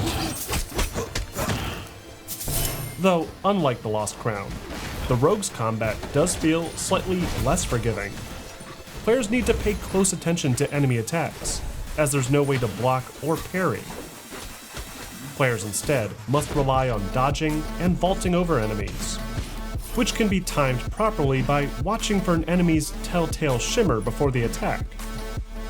Another major component of the Rogue's combat is its emphasis on shielded enemies, which acts as a second health bar for players to deplete before they can start dealing base damage.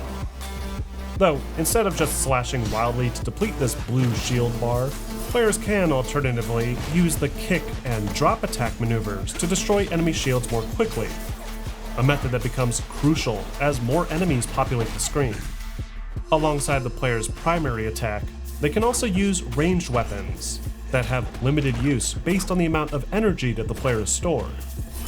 This energy will gradually refill with each successful strike on an enemy, so players will find themselves frequently alternating between standard and special attacks to more effectively deal with crowds of hostiles. And as you can probably already guess, this is hugely important, as the small amount of enemy variety can still make for some wildly chaotic encounters, most of which can quickly kill the player if they're not careful. Health is also extremely rare in this game, as it can only be refilled by drinking magic water, that, even from water fountains, will deplete after one use, requiring careful rationing. The reason for this is the game's new reliance on its roguelite gameplay loop. In general, the player is meant to die a lot in this game, as it plays directly into the story, while also allowing players to experiment with different weapons, tactics, and approaches to their time loop. In each loop, the player wakes up at their mountain camp called the Oasis at the edge of the city, where they can speak with allies and upgrade the types of collectibles that will spawn during future runs. When ready, Players can then set off towards the default Zagros village, where traditional obstacles like spike traps, high bars, poles, and enemies await in a randomly generated layout. However, if the player happens to speak to found NPCs and find other hidden intel throughout their journey, they'll unlock additional routes, like the Huns camp, that will offer a very different set of enemies and obstacles. Regardless of the choice made each run, all these alternate paths inevitably funnel towards the same keystone boss. These bosses are always the same, though players will find themselves replaying them often as they continue to learn the ins and outs of future levels, and discover the most effective way to defeat them without losing too much health in the process. As with most roguelites, if the player does happen to die during their run, then they'll be sent all the way back to the start of the game, with their entire arsenal reset to default, and only certain previously purchased upgrades still apply. Assuming the player managed to bank a magical currency called Glimmer, players can now, at this point, purchase additional items at the Oasis, that will then begin to spawn in the world for players to use in future runs. They can also purchase permanent upgrades at a nearby shrine, which include things like increased max health, damage multipliers, and other useful long-term improvements. Aside from the magical Glimmer, players will also find gold coins throughout their journey, which is a more temporary currency that can be used to purchase from vendors along the main path. There's also sacrificial altars that players can use to trade some of their health reserves for much more powerful items. New weapons are also an important aspect of the core loot, as players will find themselves frequently dropping their primary blades for a new, more powerful weapon, with varying DPS or damage per second stats. But one of the most important aspects of the rogue's progression design is its medallion mechanic. Much like the amulets in the Lost Crown, the medallions offer a variety of mutations to the prince that can greatly improve his survivability in the world. By default, the player can assign up to 4 medallions, with their base properties being applied immediately after being assigned. However, it's key to place these medallions carefully, as they often impact other medallions in adjacent slots, either positively or negatively. Altogether though, the Rogue Prince of Persia is a surprisingly inventive twist on the classic action-adventure formula, taking everything players love about Prince of Persia and cranking the difficulty to a new level. However, it's also not in a finished state either, with its entire third act still yet to be released, and its developers at Evil Empire constantly applying updates and changes based on community feedback. As it stands, the Rogue Prince of Persia has received a positive response from players, with many users praising the game's smooth combat, enticing gameplay formula, and unique art direction. Others appreciate the game for its unique medallion system, feeling it adds a great deal of replay value to an otherwise repetitive experience. Though, as the game isn't fully completed yet, traditional reviews and metrics aren't fully available, making it difficult to judge how exactly this title will fare within the context of the series as a whole.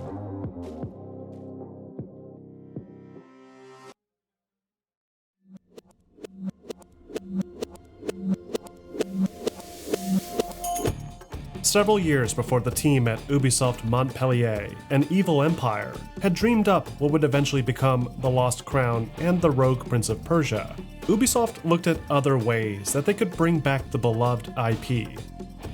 They were especially interested in the success of other companies reviving their own dormant franchises, especially Capcom, who were enjoying overwhelming praise for their reimagined take on the beloved Resident Evil 2. So Prince of Persia, The Sands of Time means so much to us. The original was done here in Montreal and the remake is led by us, so the game is coming back home in a way. It's exciting but also daring as an experience. We want to make sure that the people recognize the game they love. It also means something to me personally. I've played the game when I was 17, rented it at the video store. It feels nostalgic, but also exciting to be part of this adventure. Under this new, yet familiar management, Ubi Montreal decided to start from scratch, referencing past Prince of Persia games, while also studying the success of other remakes from competitors, in order to not only appeal to the series' loyal fanbase, but to an entirely new generation as well. So to remake a 20-year-old game, you need to start by doing your homework. We played all the Prince of Persia games. We also dug into the Sands of Time closing kit that we had here in Montreal, but we also played many of the remakes that are on the market to make our own experience.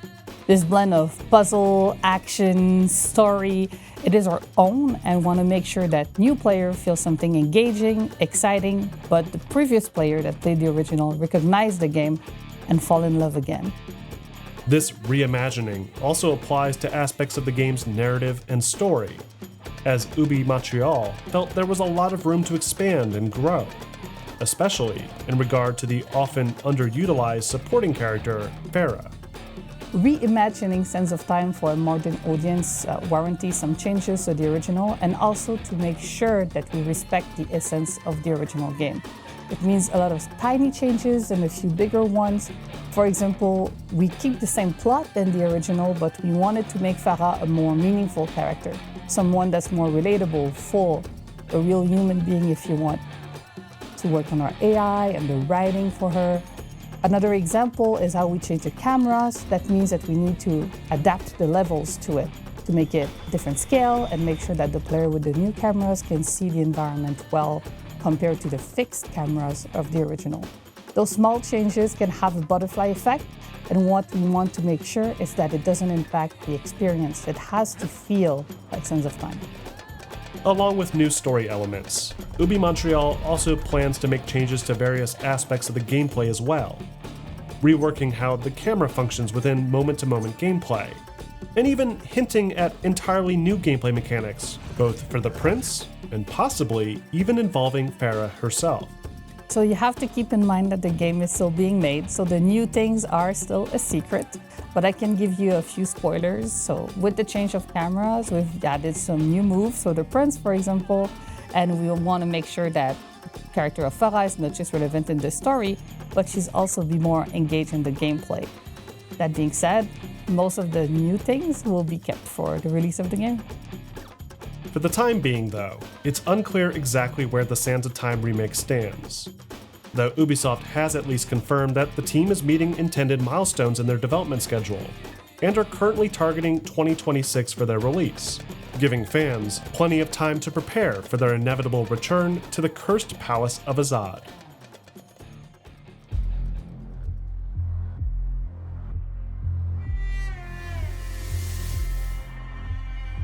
With the future of the Sands of Time remake still unfolding, it's worth reflecting on how the collective Prince of Persia series thus far has secured its place in gaming history.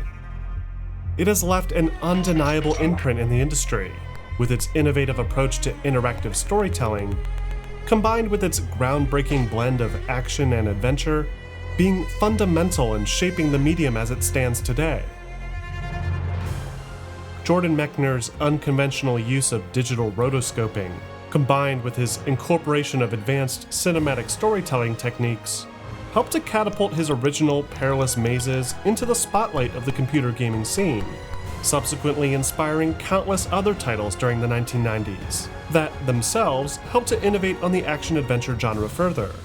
While the series did struggle initially with its transition to the 3D space, it managed to strike back stronger than ever with the help of the developers at Ubisoft Montreal, whose innovative use of time manipulation, coupled with the smooth third-person parkour-based platforming, helped to once again redefine the genre, and resulted in several sequels of its own, further building on the smooth traversal systems and unique premise to deliver gamers one of the most iconic video game trilogies of all time. However, its eagerness to reinvent itself with each new entry would eventually become its undoing, as newer properties from Ubisoft like Assassin's Creed and other action-adventure competitors, namely God of War, made it difficult for the Prince of Persia series to maintain a consistent identity. Even to this day, the series continues to experiment with what exactly it is, playing with different visual perspectives, artistic styles, storylines, and gameplay systems, with only very minor time-related narrative consistencies shared between them. Though, despite its struggle to maintain relevance in the midst of the 2010s, fans of the Prince of Persia series may finally be on the cusp of the series' renaissance, thanks to the well-received dual releases of both Ubi Montpellier's The Lost Crown and Evil Empire's The Rogue. not to mention the highly anticipated remake of the fan-favorite Sands of Time, that aims to further reinvigorate interest in the previously long-dormant property. Until then, gamers have still been endowed with over 3 decades of incredible stories under the Prince of Persia banner.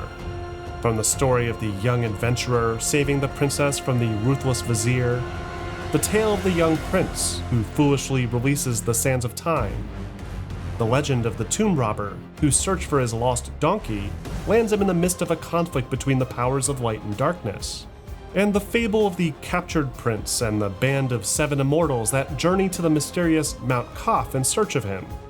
With so many incredible adventures, it's difficult to identify a single entry within the series that fans collectively agree to be their favorite. In order to constantly evolve the series, Prince of Persia has become one of the most diverse and fluid video game series in the industry, and stands as a testament to the resilience and determination of its creators to always push the envelope in new and creative ways. Though, what do you think? Which Prince of Persia title do you remember the most fondly? And where would you like to see the series go in the future? Let me know in the comments section.